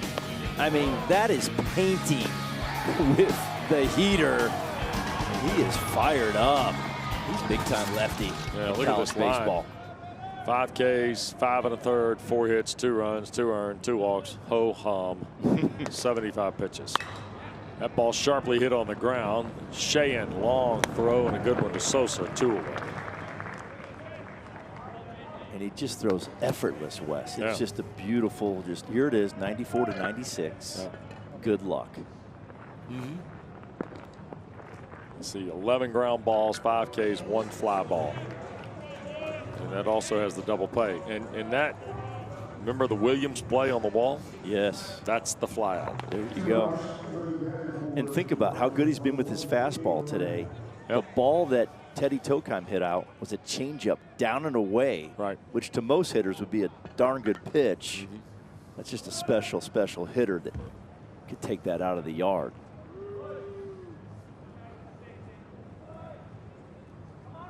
And timeout by David Esker to talk it over with Moran. By the way, finish the thought on the +5 ratio. Yes. So that would be like a 32-inch bat could weigh as less as 27 ounces. Correct. Yeah. Little league type stuff. Yeah, and then you can imagine 35 would be 30 ounces. So +5. You could have something less than +5, yes. But +5 was the max. So essentially, you're putting a weapon in the batter's hands, right. against Exactly. people throwing 95 and 100 on the old guns. Also with no BB core like silencer inside the bat. Oh, yeah. Okay, so now you have a thin wall. And a weapon. Yes, and that gets a lot of spring off the barrel. Yeah. Yeah, now the BB core technology has changed everything. Yes, it's deadened that wall of the bat. Kind of like a sharply hit on the ground by Moran. And a 6-pitch inning for Evans will get him to the 7th inning. We go to the 7th. Miami in front by 5 runs at the ACC Championship.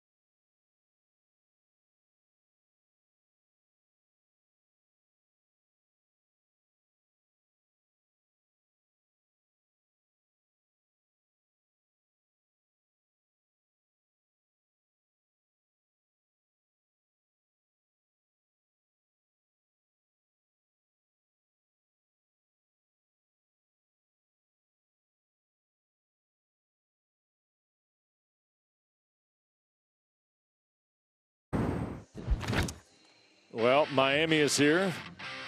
Of course, their ACC legacy started in the 2000s with Jim Morris. We go back to Ron Frazier and the Wizard and the work he did. You see, oh, there's our own Danny Graves up there. You had Pat Burrell, Yasmani Grandal, Yonder Alonso. How about J.D. Arteaga? Huh? Yes. He should be on there. Well, his numbers on the wall. How about you're coaching the team and his numbers on the outfield wall? Yeah, there you go. Retired. Yeah. That's pretty good. Yep. So Stanford's gone to a new pitcher, 5th guy of the day. This is Sam Garwal, 6'5", 243, and a senior from San Diego. Yeah, very capable. Transfer from Northwestern, by the way, Bobby. Yeah, there you go. Right outside of Chi-Town, up to 94 with the heater. Is another extremely high release point at 7 feet. Top 10 in the country in that metric. He's going to throw a lot of down angle. 6'5", he ought to be. 7 feet release. You don't see that much where they stay that high as they're coming down the mound. So Garwal's first pitch over the top. I get the 7 feet now. There you go. 6'5", do the math. 7 foot release. Yep. Derek Williams. 1 for 3 day. Wow, that is hammered to left. That's a long run, and it'll be handled shy of the track by Court McDonald. Boy, Williams, I thought he got a lot more of that than the ball to the track. Just missed it. Just missed it. Barely. 1 away in the 6th. It's kind of you're walking in the dugout. You're like, I want that back so bad. Yep. Give me a mulligan on that one.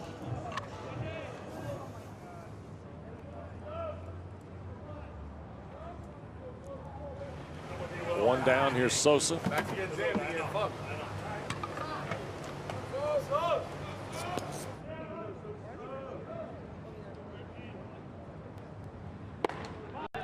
Tried to tuck a fastball.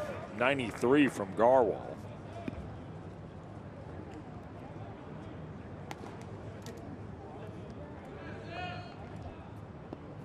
(1-0) to Sosa. Look at the year, 332, 16 homers.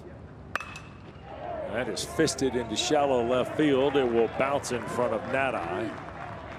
1 out single. 3rd time on base today for Alex Sosa. Easy pickings right there on a fastball up in the strike zone. And Garwal's splits are reversed. Lefty's hitting almost 370 during the season. Seen him well. Righty's 250.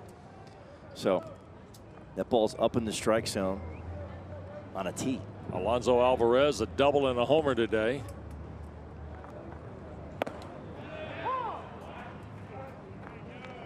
That's a much better fastball down in the zone and drives it into the right-hand hitter.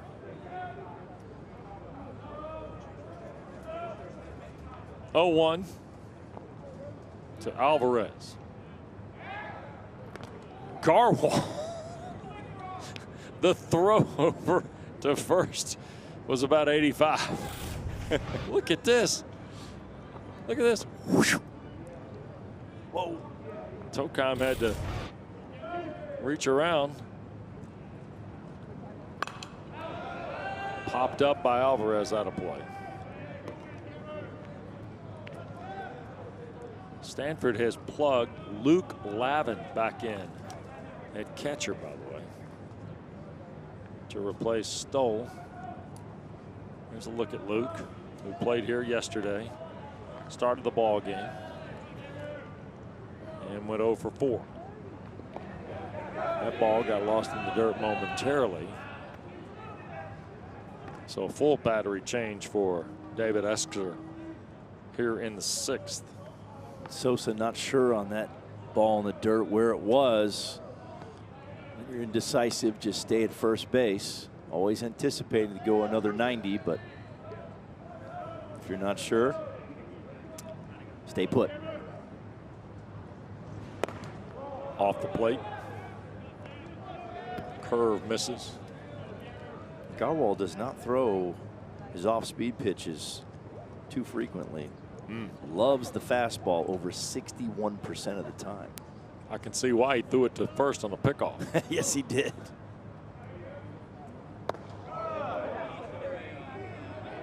There's a fastball. Plus, when you're left-handed and you throw 93, 94, you're probably going to throw it a lot. Oh yeah. It's gonna be your main course.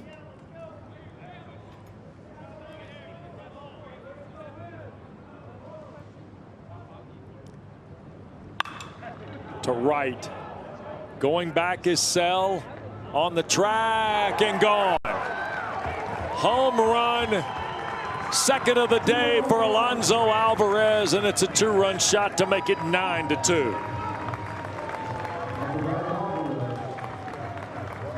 Alvarez gets a fastball up at 93.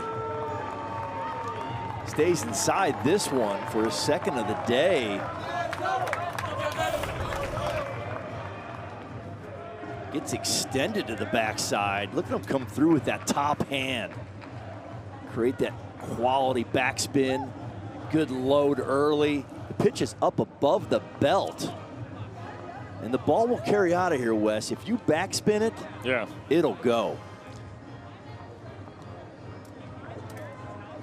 Alonso Alvarez, a couple of home runs. Miami in front now, 9-2. A pitching change in Charlotte.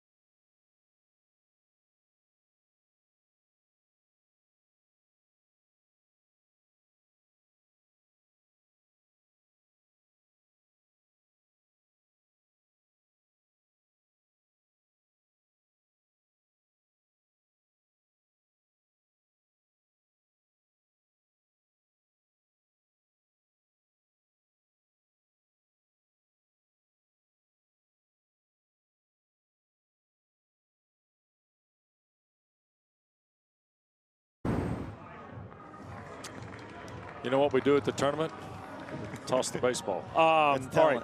Miami leading 9-2 here. Alvarez just hit his second home run of the ball game. Yeah, we've talked about backspin in this yard, the way the ball carries. Let me show you what we're talking about. Just like golf, you want to stay inside the ball. You enter at a 1 on your route with your bat. So 1 on the ball, inside the ball. You exit at a 2. If you come around the ball and go to a 3, then it's topspin. So you want to go in it as a 1, exit at a 2, that centers it with backspin and carries out of the yard. How come my ball doesn't have numbers? Well, your ball's a pitching ball. Oh, I got it. There you go. Stanford, by the way, has gone to the bullpen again. Here is Ben Reimers, who threw 8 pitches yesterday in the win against Cal. And David Esker is probably asking Reimers to finish this game, if I'm guessing. I would say so. 16th appearance of the year for the junior from Aliso Viejo, California. No record, ERA just north of 8, 16 2/3.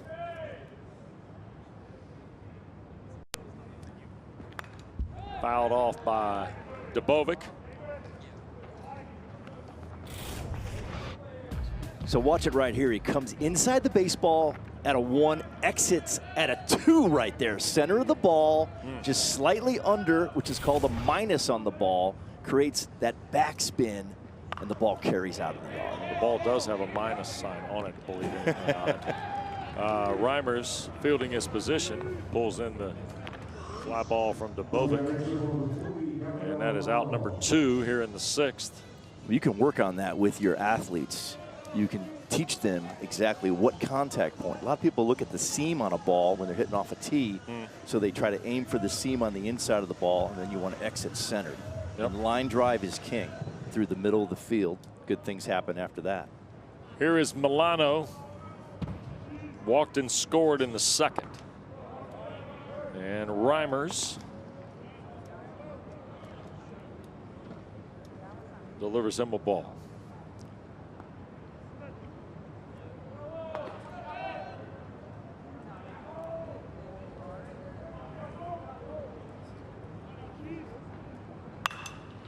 That ball fisted down the line and fair. Milano going to turn it first.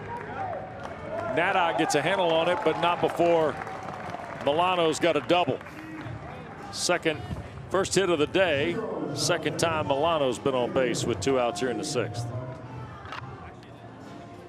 And that's an easier read right there for the left-handed hitters from that arm slot from Reimers. You see it quite well from there, and it's easy just to serve balls the other way. The ball's actually going away, you just go with it. A backhand in tennis, very similar.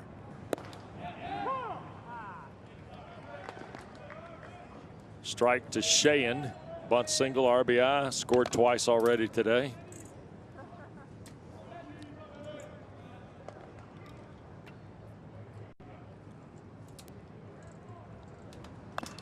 Fouled off at the plate. No balls, 2 strikes to Sheehan with 2 down here in the 6th.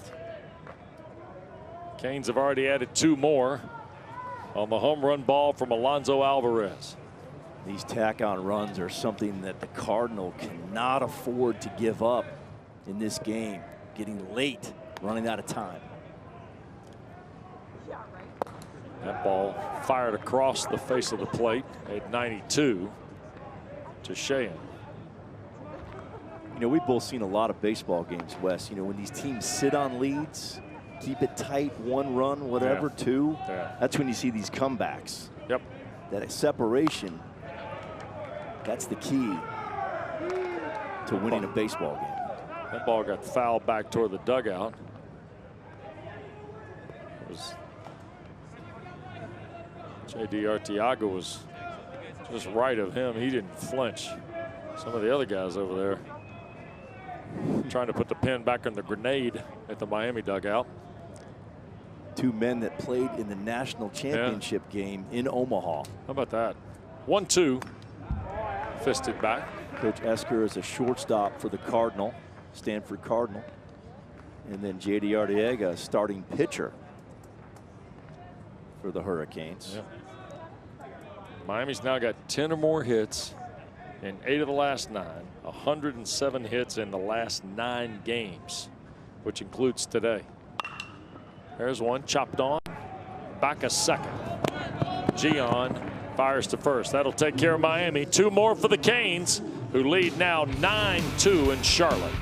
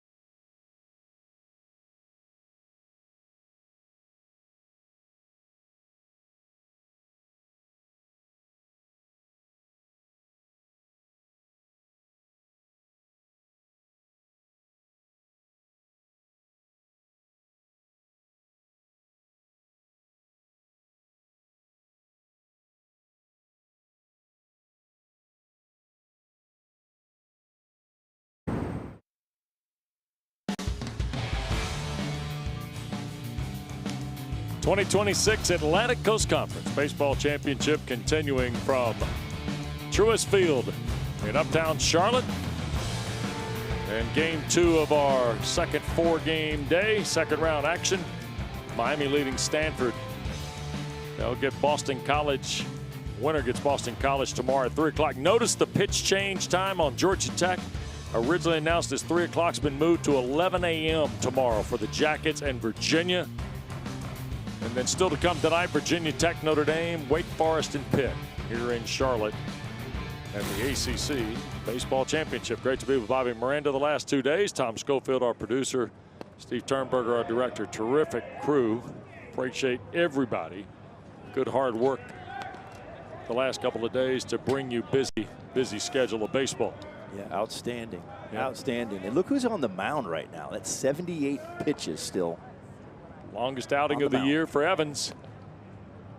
Had been 7 2/3 against Stanford back on April 17th. He's trying to touch the Cardinal again here. A little deja vu. Yep, 79 pitches in. He's 1 ball, 1 strike to Gian. 6-hole hitter for Esker's club, who's trying to battle back now to have any chance to stay alive in this event. A little backdoor slider right there. The hardest part of that equation was the throw from Alvarez back to the mound. I'll take that baseball out of play because it possibly can't work anymore. Trying to work on short hop drill right there. Is that what it is? Okay. Just infield short hop drill. Well, what a day for Alvarez behind the dish. Yeah. Take 2 home runs in a game. Yep. And Gian is a strikeout victim. First time today. Starts the 7th for the Cardinal.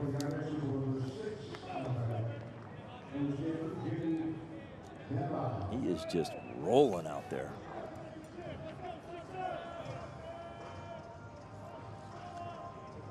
So here comes Nadai, who was 3 for 3 yesterday and 0 for 1 today. Reached on a walk in the 5th.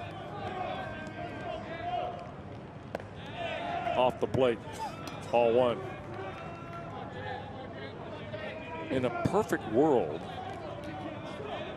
I think Arteaga would like Evans to finish this now that we've reached the 7th. Wouldn't you think, Bobby? I would think so, but it'd have to be under 100 pitches. And yeah. As you think about that, he could throw deeper than that here, but they have a future coming up. This NCAA tournament, there's nobody warming up in the pen right now. No, they've turned the lights off out there. Yes. There's not anybody wandering around. Miami does not have a complete game this year, by the way. Ball's foul back.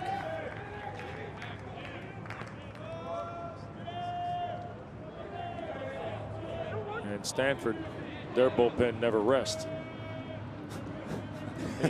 Ever. It's been a long time since I've seen all this. season long. Yeah. Every game. I understand. Hammered to center. Straight back is Peralta, and one of the deepest parts of the yard hauls it in for out number 2. Ball took off the bat of Nadai.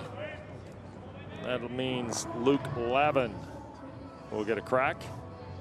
He came on in the 6th defensively for the Cards. No. When you have Louisville and Stanford together in a broadcast, get ready. I did. Get ready. That was about a month ago. Yeah, it's a the hard Cardinal and the Card. The Cardinals and with the an S. Cardinals And the Cardinal yes. without an S. Yes.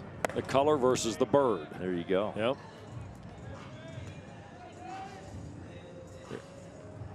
So this is Luke Lavin. You see his details, 277 on the year, 4 homers, 25 RBIs, 0 for 1 yesterday, and a strikeout victim.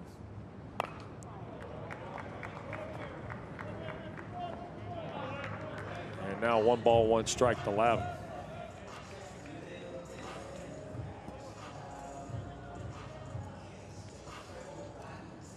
His next pitch will be pitch number 88. So J.D. Arteaga probably going to leave him in there for another, get up to 100 on the outing if he can. That would make him extremely happy. 2 balls and a strike. Yeah, I would think 100's that neighborhood. Right. 56 strikes of the 88. Evans got some old school to him. You can tell. That's strike 2. Even though the pitch calm and everything's going on, he's got that set, stretch. And man, can he bring it. 2-2. on the ground towards Sheehan. Good throw to Sosa. And in order go the Cardinal here in the 7th. We stretch in Charlotte. Miami 9, Stanford 2.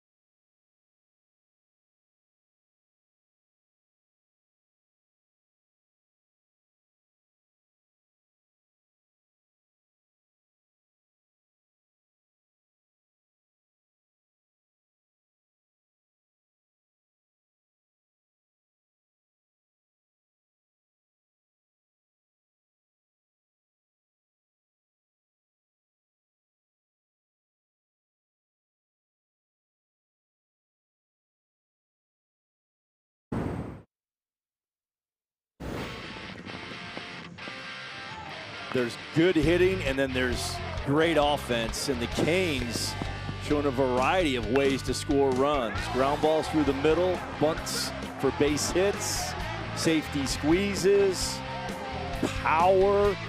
Look at this right here. Nobody home at any base. Everybody's safe.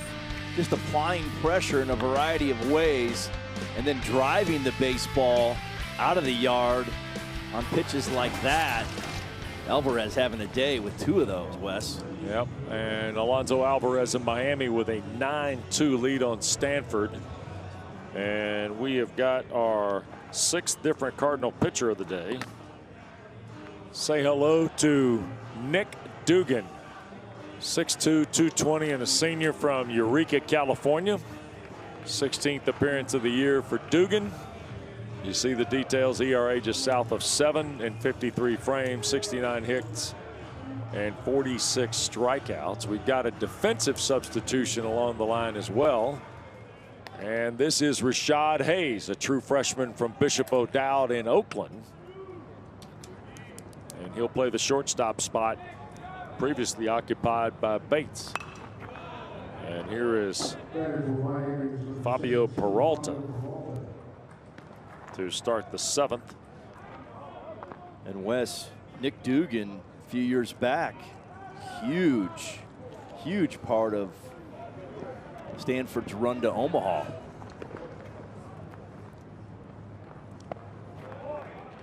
We're watching him in a game against Texas A&M, shutting them down. By the way, Miami has summoned Jake Dorn, a left-hander, into the bullpen.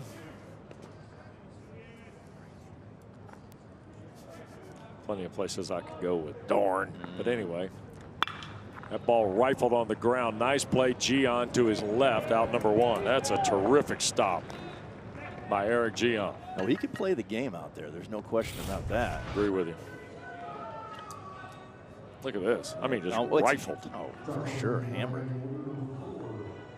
Plenty of time. So here is Peralta. So there'll be folks who have watched the first couple days of this championship at home, maybe coming into town tonight to see the Hokies or Deacons, Panthers, or what have you, Florida State fans, Georgia Tech, Carolina, maybe coming in the next couple days. What they need to know about this ballpark. This is a second time it's been here, right? It was here 2 years ago when Duke won it for Chris Pollard. Hitter's ballpark.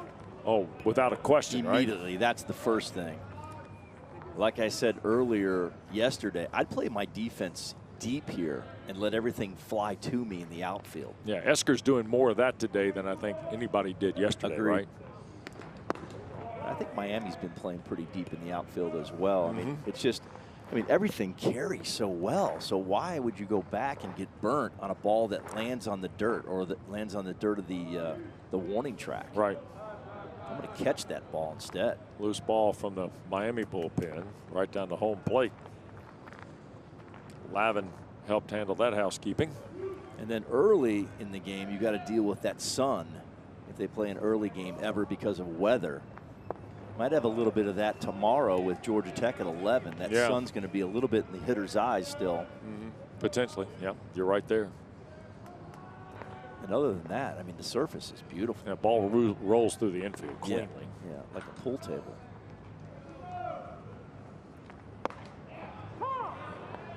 There's a fastball on the edge. There's the sun if you're on the third base side of the yard. Big skyscraper behind the ballpark. There's been a few issues in the outfield with the sun, left field and center. That ball over the head of Tokheim at first. Sale will have to really get to it. Oh, and he does. And he'll shut Ogden down. That's just a single here in the 7th with 1 out. And the top of the order has something cooking. Yep. So here's Galvin now.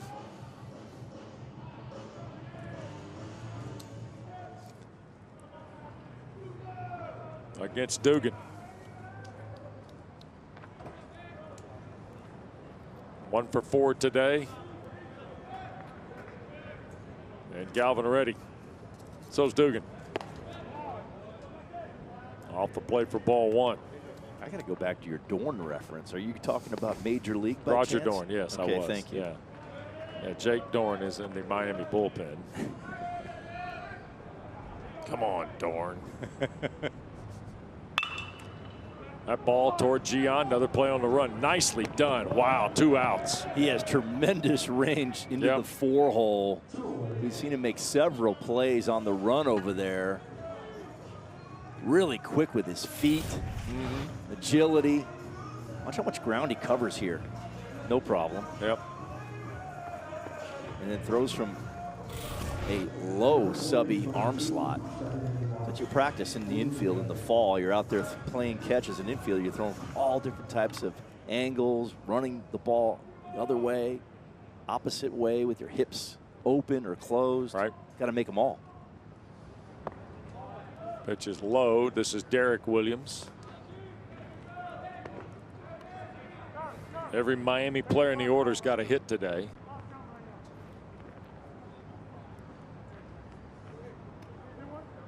Trying to take a check here. Jake Dorn made a couple of appearances here in the last 5 games, and try and look at his.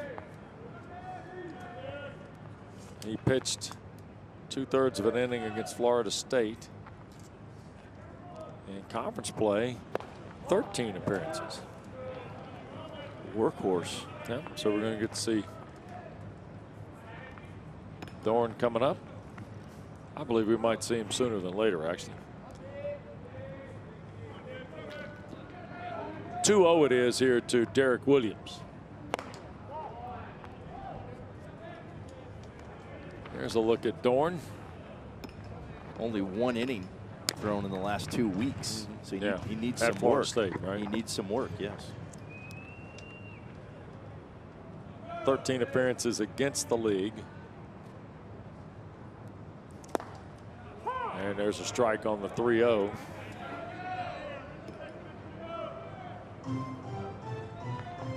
In the 13 appearances against the league, 1-1, only 9 1/3 against the ACC. So 13 hits, 14 runs, 13 earned, 10 Ks, 8 walks. That ball on the ground. Hayes, nope. Ran right up the arm. That'll be an error on the shortstop.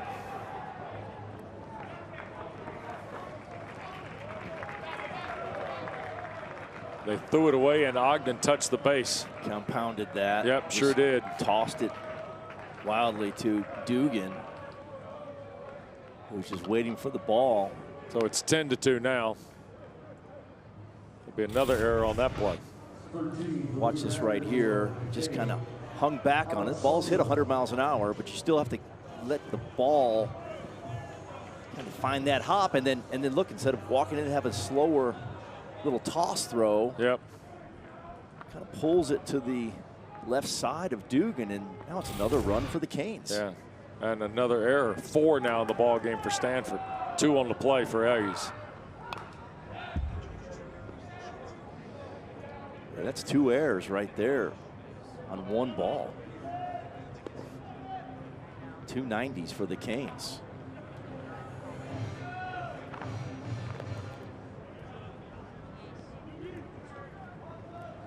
Two errors on Hayes on the play. 4 in the game for Stanford. And that pitch is away to Sosa. Pretty quiet day for Alex Sosa. Did single and score in the 6th. Elsewise, he's a 1 for 3 day.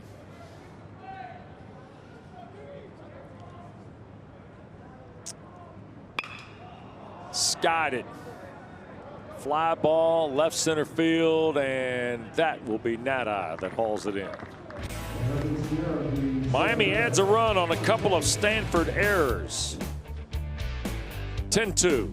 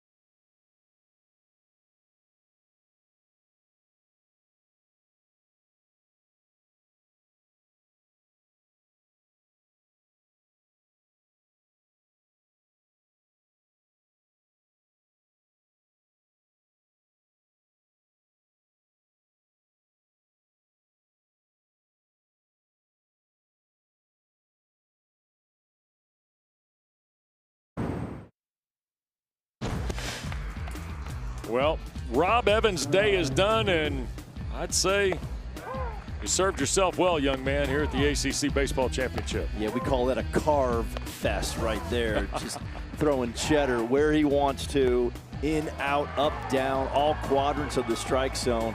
Was extremely impressed with the fastball command of Rob Evans. This is at a high level. 7 innings, 4 hits, 2 runs, 2 walks, and 6 Ks. Easy work today for the left-hander. And he is staring his 10th win in the face here today. Look at that, 90 pitches, 7 innings. And he owned the game. He sure did. Right, commanded the game, gave up an early home run to Tokheim. No sin in that. And he will step aside, and here is Jake Dorn. 6'4", 216-pound senior from Davie, Florida. 26 2/3 on the year, 5-1 mark. Left-hander. And he's going to work the 8th inning. And hopefully for JT Arteaga, the 9th, if necessary. Well, we talked about him already only throwing 1 inning in the last 2 weeks. That was at Florida State. Wants to get him some work right here. Brock with a 10-2 lead. Brock Sell, the first guy here, Bobby, for him. 9-1-2. Sasaki Tokheim scheduled.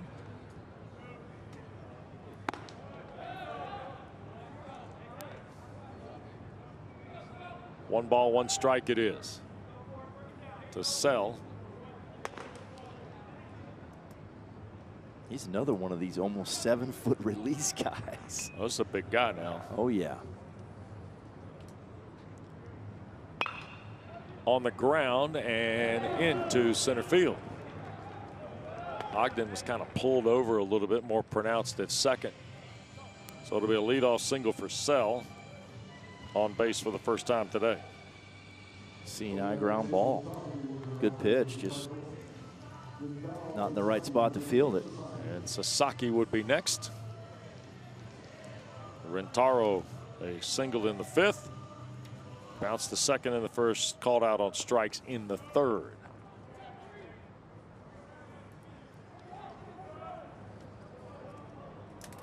The designated hitter at the top of the order. 1 on and nobody out here in the 8th for Stanford.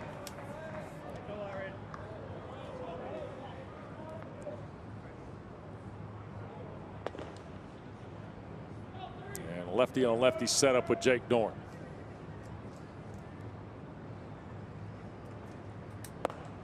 Swing and a miss there.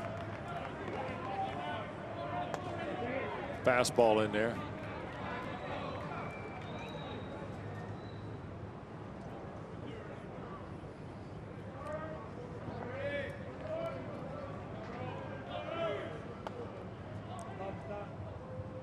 Here's the 0-2. Over the top again. A ball and 2 strikes.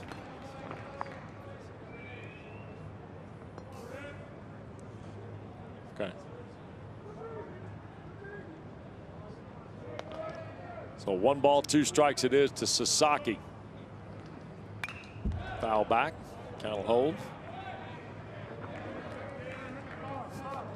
You can see the knob of his bat. That's some technology right there where they record bat speed, path, stuff like that. Oh, yeah.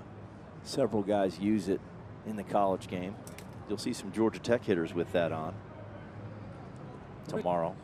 I should have asked you about this weeks ago. Swing and a miss. Sasaki will go down on strike. So the strikeout for Dorn here in the 8th. And here comes the blue and gold of Notre Dame. Irish were early and often last night in sending Clemson home, Bobby. Yeah, they played well yesterday. Tough year for the Tigers, but they'll be back. Yep. Eric Backage and company. Yep. Pitch is low to Tokan. So there is a, I can't the name of it, but there's a machine that now for hitters simulates all the pitching. Traject. Yes. Yeah, that is that thing is unbelievable and inexpensive. Yeah, and a lot of people in college have gotten it. North Carolina being one of them in this league. Yeah. And you basically dial it up on the computer. It shows the video of who basically what's going on with the pitcher, who you're facing, the tempo of his delivery, and then it shows the exact sequencing stuff, everything that you would see. Crazy, the right? usage, the arsenal. Yeah. Phenomenal. You face them all week before you face them on the weekend. That's, yeah. Yeah, I mean, teams around the country are starting to get it. I know it's in the bigs. Every stadium has it pretty much. So, yes. I mean, what an unbelievable piece of technology that is. Now you're telling me about the bottom of the bat. Oh, yeah, they have that. And then they have another program called Hit Tracks that does the same type of stuff that Trajectory does as well. It's the same deal. That ball is slugged to left. Be scooped up by Galvin out there. Stanford's got first and second and 1 out here. Teddy Tokan, that guy can hit. Tokan, he's got 2 hits today. A home run the 3rd, now a single here in the 8th. And here's Court McDonald. But Bobby, if you're a coach or you're a program, man, it's a lot to process, isn't it? You got a lot to process. No question. And it all gets down, if you want to simplify everything, it gets down to winning the strike zone. So all this technology, everything like that, everything comes down to winning the strike zone. You either win the strike zone on defense or you lose the strike zone on defense. You win it on offense or you lose it on offense. And usually the team that wins the strike zone the most on both sides of the ball wins the baseball game. Yeah. And if you do it consistently, you win it a lot. Guess whose team's done that today? That guy's. Absolutely. And Rob Evans had a lot to do with it. David Esker has had a challenging year in terms of pitching. Injuries had something to do with that. Transfer portal as well. Yep. So Cardinal have fought through a difficult season.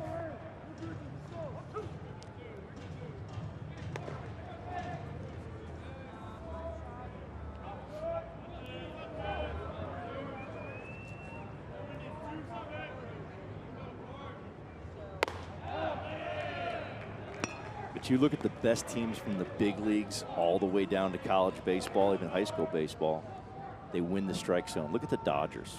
Look at Toronto last year in the World Series. Look at these teams that go far everywhere in college baseball or the big leagues. They win the strike zone on both sides of the baseball. Yeah. 2-2.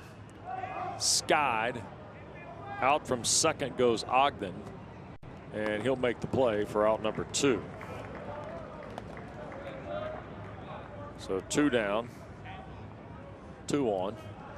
Sell out at second. Tokheim out at first. And there is Packy Bradley Cooney in the bullpen for Miami. I'll take that one step further, Wes. Yeah. Winning the strike zone. If you can win the strike zone with power, right? Power arms, power bats. Yeah. Now you really got something. Foul back. This is Rashad Hayes, freshman from Oakland, at the plate. First time we've seen Hayes at the plate here today and in the tournament. Got a chance to contribute offensively here with the runners in scoring position. There's a strike from Dorn. Right at the kneecaps. 0-2.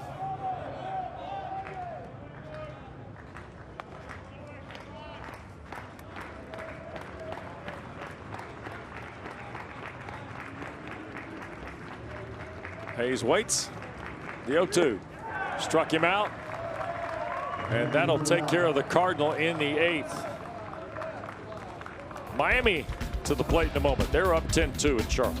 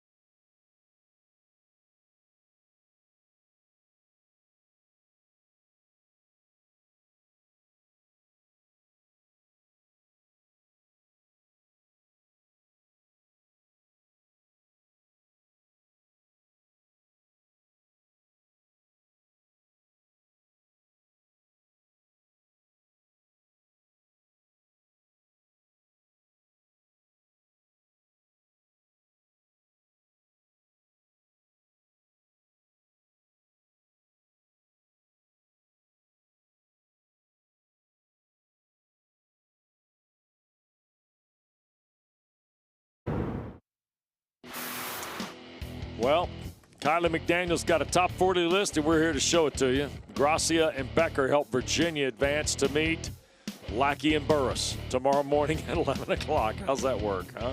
Yeah, you got 4 first-round picks potentially in this tournament right now. So that's the list from Kylie McDaniel heading into this ACC Baseball Championship. Of course, Lackey and Burris and Georgia Tech will meet the Wahoos. That pitch time is now 11 a.m. tomorrow. It's listed at 3 across the board. It's moved because of some weather considerations here in Charlotte. They want to get in as much of this event as we can. So they'll pitch that at 11 a.m. tomorrow with that'll be Mike Farron and Gabby Sanchez. Taylor McGregor will be here on the call of that. And Stanford has gone to the 7th pitcher of the day. Sacramento, California sophomore Liam Golden. 6'5", 207. And he'll get the rock here in the bottom of the 8th. Only 5 2/3 on the season, 6 appearances. Big arm, though. 94, touching 95. A lot of fastball usage, around 65%. So 10-2 it is for Miami, and Golden's going to get Alvarez, who's had a day, Dubovic, and Milano.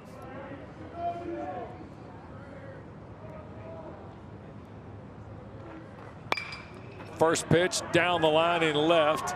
Alvarez takes off, and he's going to have a double and have a day because he's had 2 doubles, 2 home runs, 3 RBIs. And now a double from the left side. Home runs from the right side. I mean, this is pretty spectacular. Well, he just measured it. Yes, he did. Both sides of the plate looking super solid here today for Alvarez. Dylan Dubovic.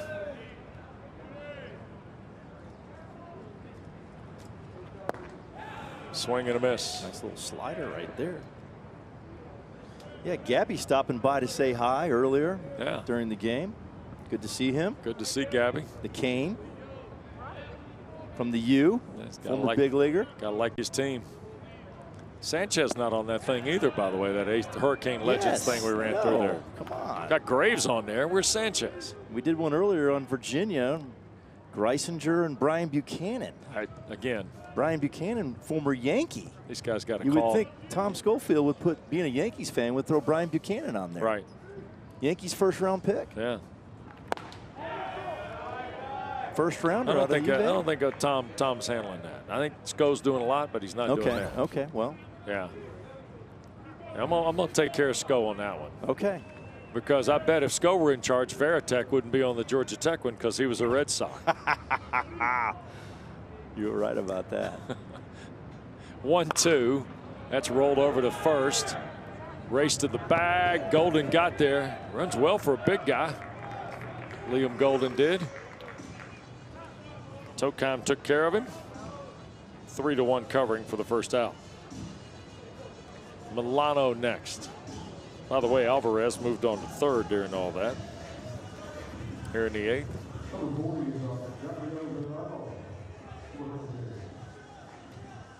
Four home runs on the year for Gabriel Milano.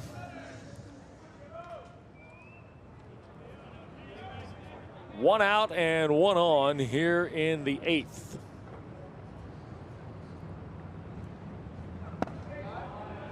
Downstairs, ball 1, 97. That's a big arm right there. You can see why Coach Esker wants to get him in the game. Get him some experience here, down 8.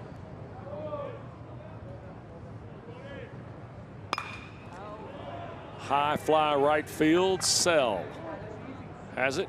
Alvarez is going to tag, and he is safe. It's 11-2. RBI for Milano on the fly ball to Sell. And Miami adds to the tally. Sheehan would be next. Miami scored in 6 of 8 innings. They just keep tacking on. Yeah, that's the thing that if I were scouting Miami is that there's no top or middle or trouble or heatness in any part of the order. There is statistically. Yes. But today you have seen, look at this. You look at the card. Yes. Bottom 3 scored the first 5 runs.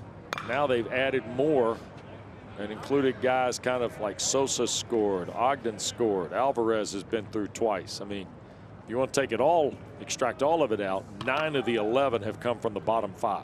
In multiple ways. Yep. Bunting, safety squeeze, bombs. I mean, it's a well, we said it at the top. Variety of offense. Said it at the top too, Bobby. This is if you were looking for somebody beyond the top 2 or 3, this is the team. The dark horse right here. Yeah. And probably difficult to say in the unbalanced ACC schedule that anybody's a dark horse. But as we said, they didn't play Georgia Tech. They didn't play North Carolina in the regular season. Nothing wrong with that. There are other teams that didn't either. But in this particular case, those two teams had the best years nationally in the ACC. Right, and you're not sure what that matchup would have, you know, what was the outcome if they did play. Right. We'll find out possibly. Yeah, may find out sooner than later. Yes. By the way, they also didn't play Virginia. Miami. All still in the tournament. That's correct. Golden fired a fastball in there at 97. 98 up here on our technology. So if you're looking just again at Miami's schedule, of the teams remaining in the tournament, they played BC, they played Wake Forest, they played Florida State. Of the teams remaining in the tournament, and Virginia Tech. 1, 2, 3, 4. That's it. That's just, and again, when the conference expanded, a lot of things were transitioned into different things, right? Sure. The imbalance of schedules, you can't possibly 16 teams, I mean. Well, yeah, 16 playing baseball. Right. The part for me about this is some years you're going to have Elliott Avent played 7 of the top 8. We rolled through the same metric with him yesterday, and it's a completely different fish. Yes. Now you're talking about Miami, and why are they underrated? Well, have you seen them against Georgia Tech, Carolina, Virginia, what have you? Again, I'm not dismissing Miami's record in the least. I'm just saying that's why the term underrated or dark horse is being used about this team in the tournament. Well, we'll find out here soon. You're going to find out quick. Because if it's BC tomorrow, there's a ground ball to third. Nice, long, strong throw from J.J. Moran to take care of Shayen. Tell you what, you're going to find out tomorrow against Boston College, and then Saturday could be Virginia or Georgia Tech. Wow, that's a beautiful matchup.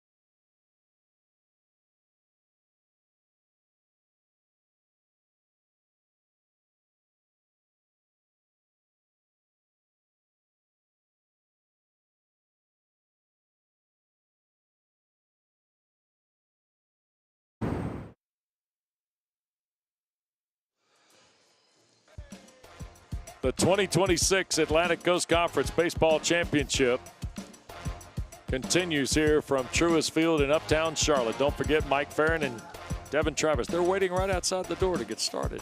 They're going to have Notre Dame coming up here in just a moment against Virginia Tech, and we welcome you back with Bobby Miranda, West Durham. So you'll get Notre Dame, Virginia Tech at 5 o'clock. Pitt and Wake Forest tonight about 9 is the scheduled time. 9-ish. Yeah. By the way, the way the ball game has worked here, we can still say 9-ish, Bobby. Yes, we can. Yeah, we can still say that.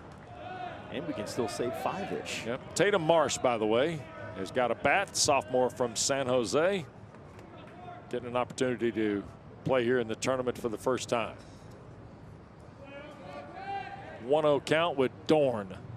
still back on the bump for Miami. I think J.D. Arteaga told him one thing: throw strikes. 11-2. Fill it up. Tatum Marsh, 215 on the year, a couple of RBIs in limited duty. And sometimes easier said than done. 3-0.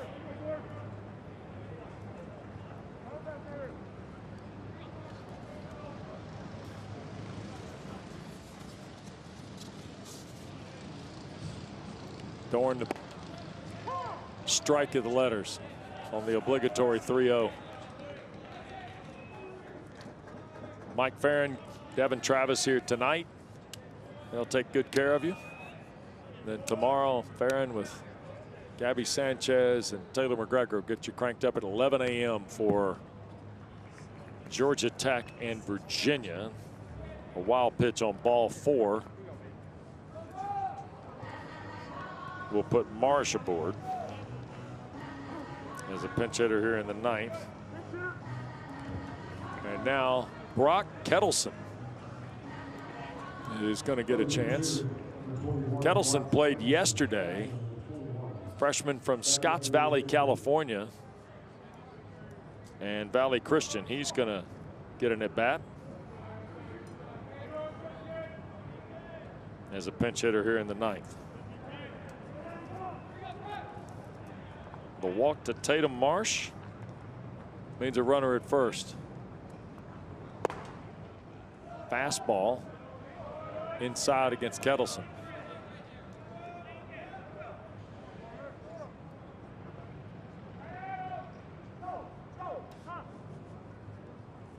And out comes Gutierrez. The Miami pitching coach. And Laz Gutierrez out to talk to Dorn. Words of encouragement, perhaps, Bobby? You've been there. You do that. You've done this. That is basically score out an inning. Yeah. Here's what we need to do. Throw it right down the middle. Yeah. There's Packy Bradley Cooney, grad transfer from Alabama, previously with the Campbell Camels, from the land of Stephen Donahue, Woburn, Massachusetts. That pitch is up. 2-0 it is to Kettleson. In case things get a little wobbly for Jake Dorn, Packy Bradley Cooney's ready to go, or at least on the way. In for a strike. Kettleson taken all the way on the 2-0. There you go. It's that easy.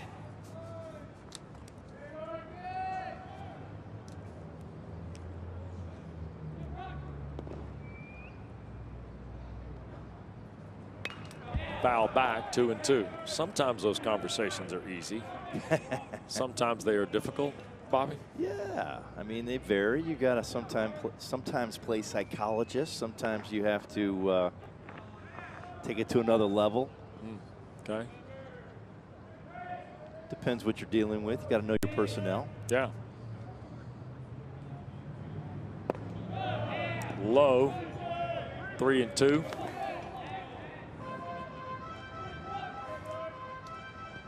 So Stanford in its second campaign here in the ACC. Looks like the season will come to an end here. That ball is fouled back by Kettleson.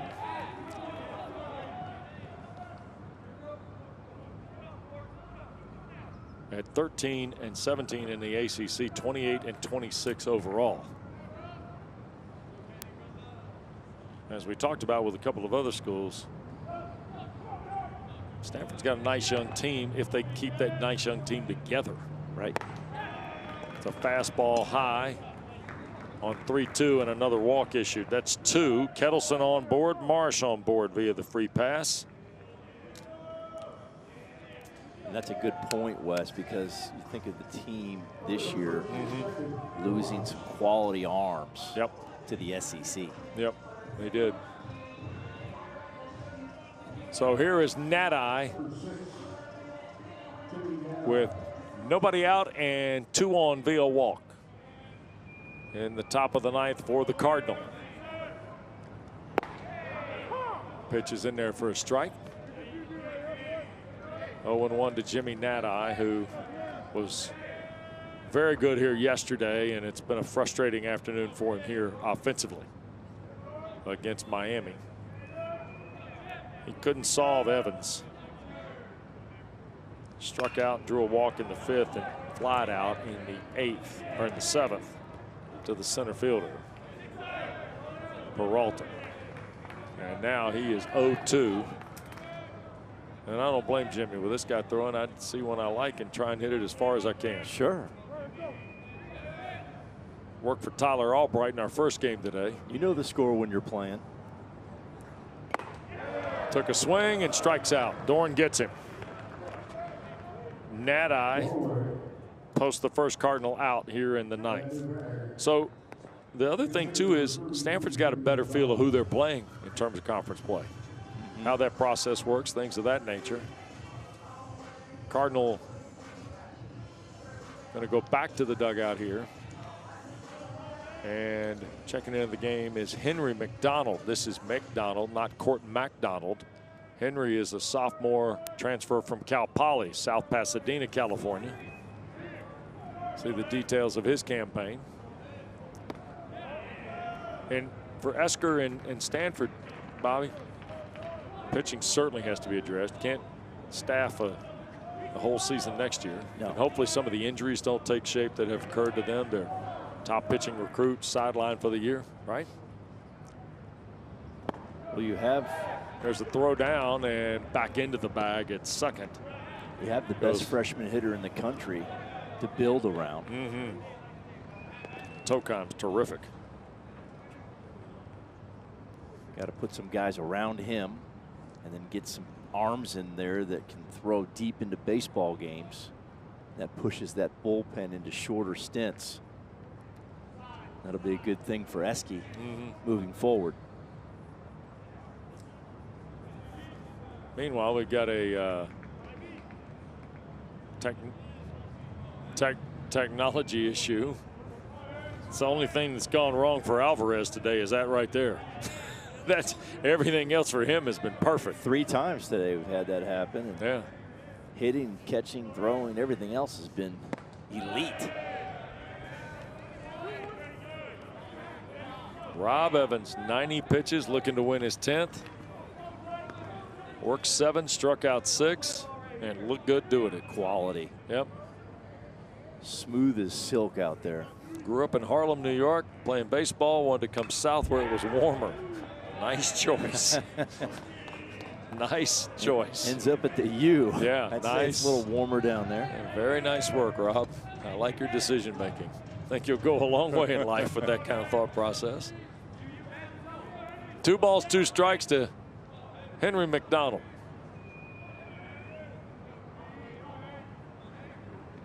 That's in the dirt, 3-2.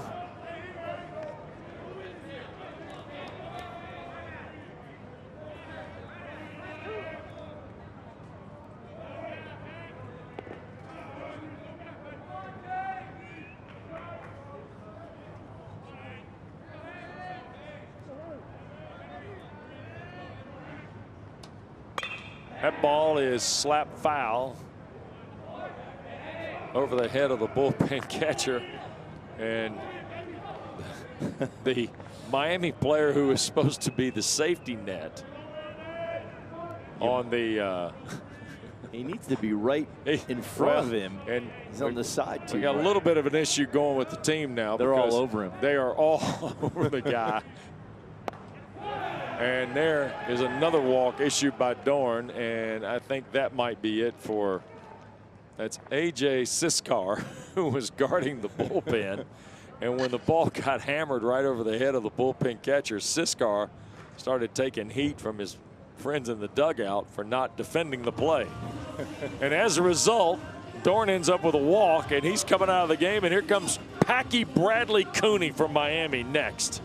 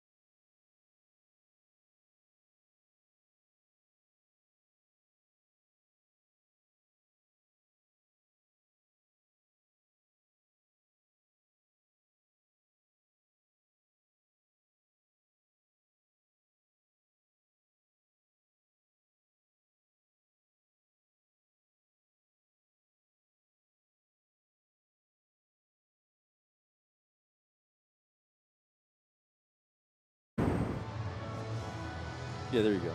So the walk to Henry McDonald is the third for Jake Dorn, and that'll be the end of his afternoon. And while Notre Dame and Virginia Tech hope to start around 5 o'clock, Packy Bradley Cooney is here, senior from Woburn, Mass, and he'll get the ball for a 21st time. J.D. Ardiega wanting strikes. Wants to finish this thing up. 11-2 in the ninth with one out. You want to throw it right down the middle. Make these Stanford hitters put it in play. Yep. And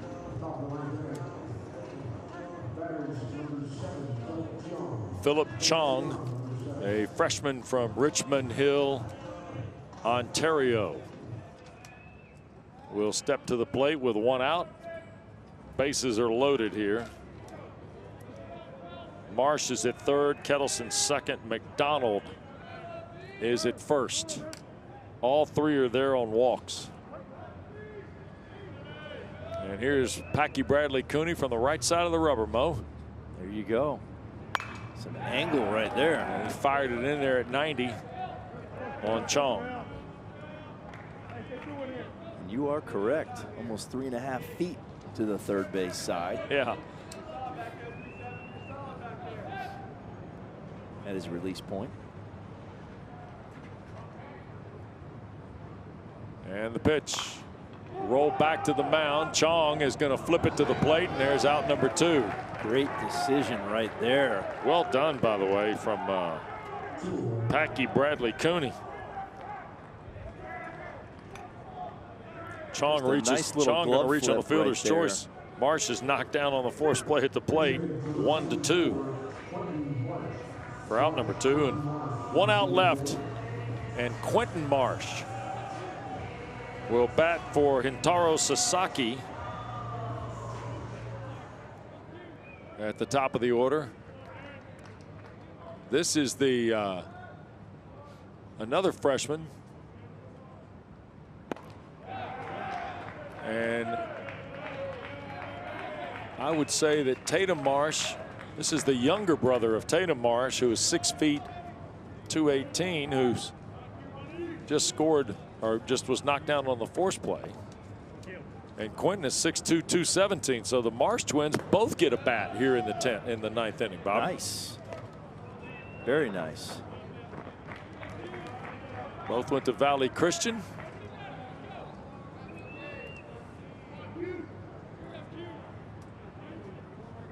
And it's 1-1 to Marsh. Quentin Marsh. Popped out of the mid of Alvarez. Kettleson will hold at third. Henry McDonald has gone down to second. Chong is aboard on the fielder's choice at first.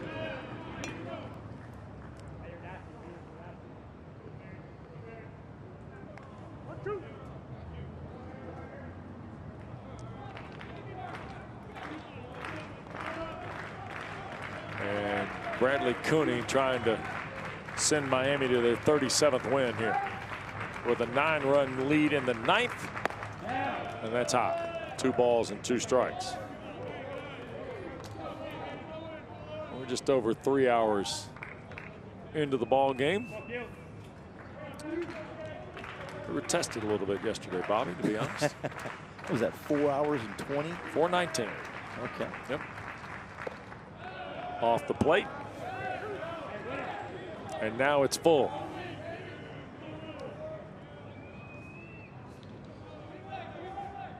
Got to go heater, dead middle.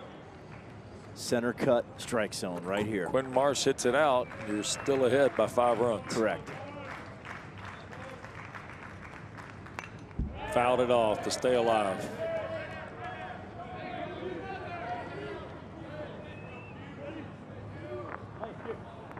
That's why baseball's the game of 2s and 5s. Score 5, a grand slam can't beat you. If you're ahead by 2, a solo cannot tie you up.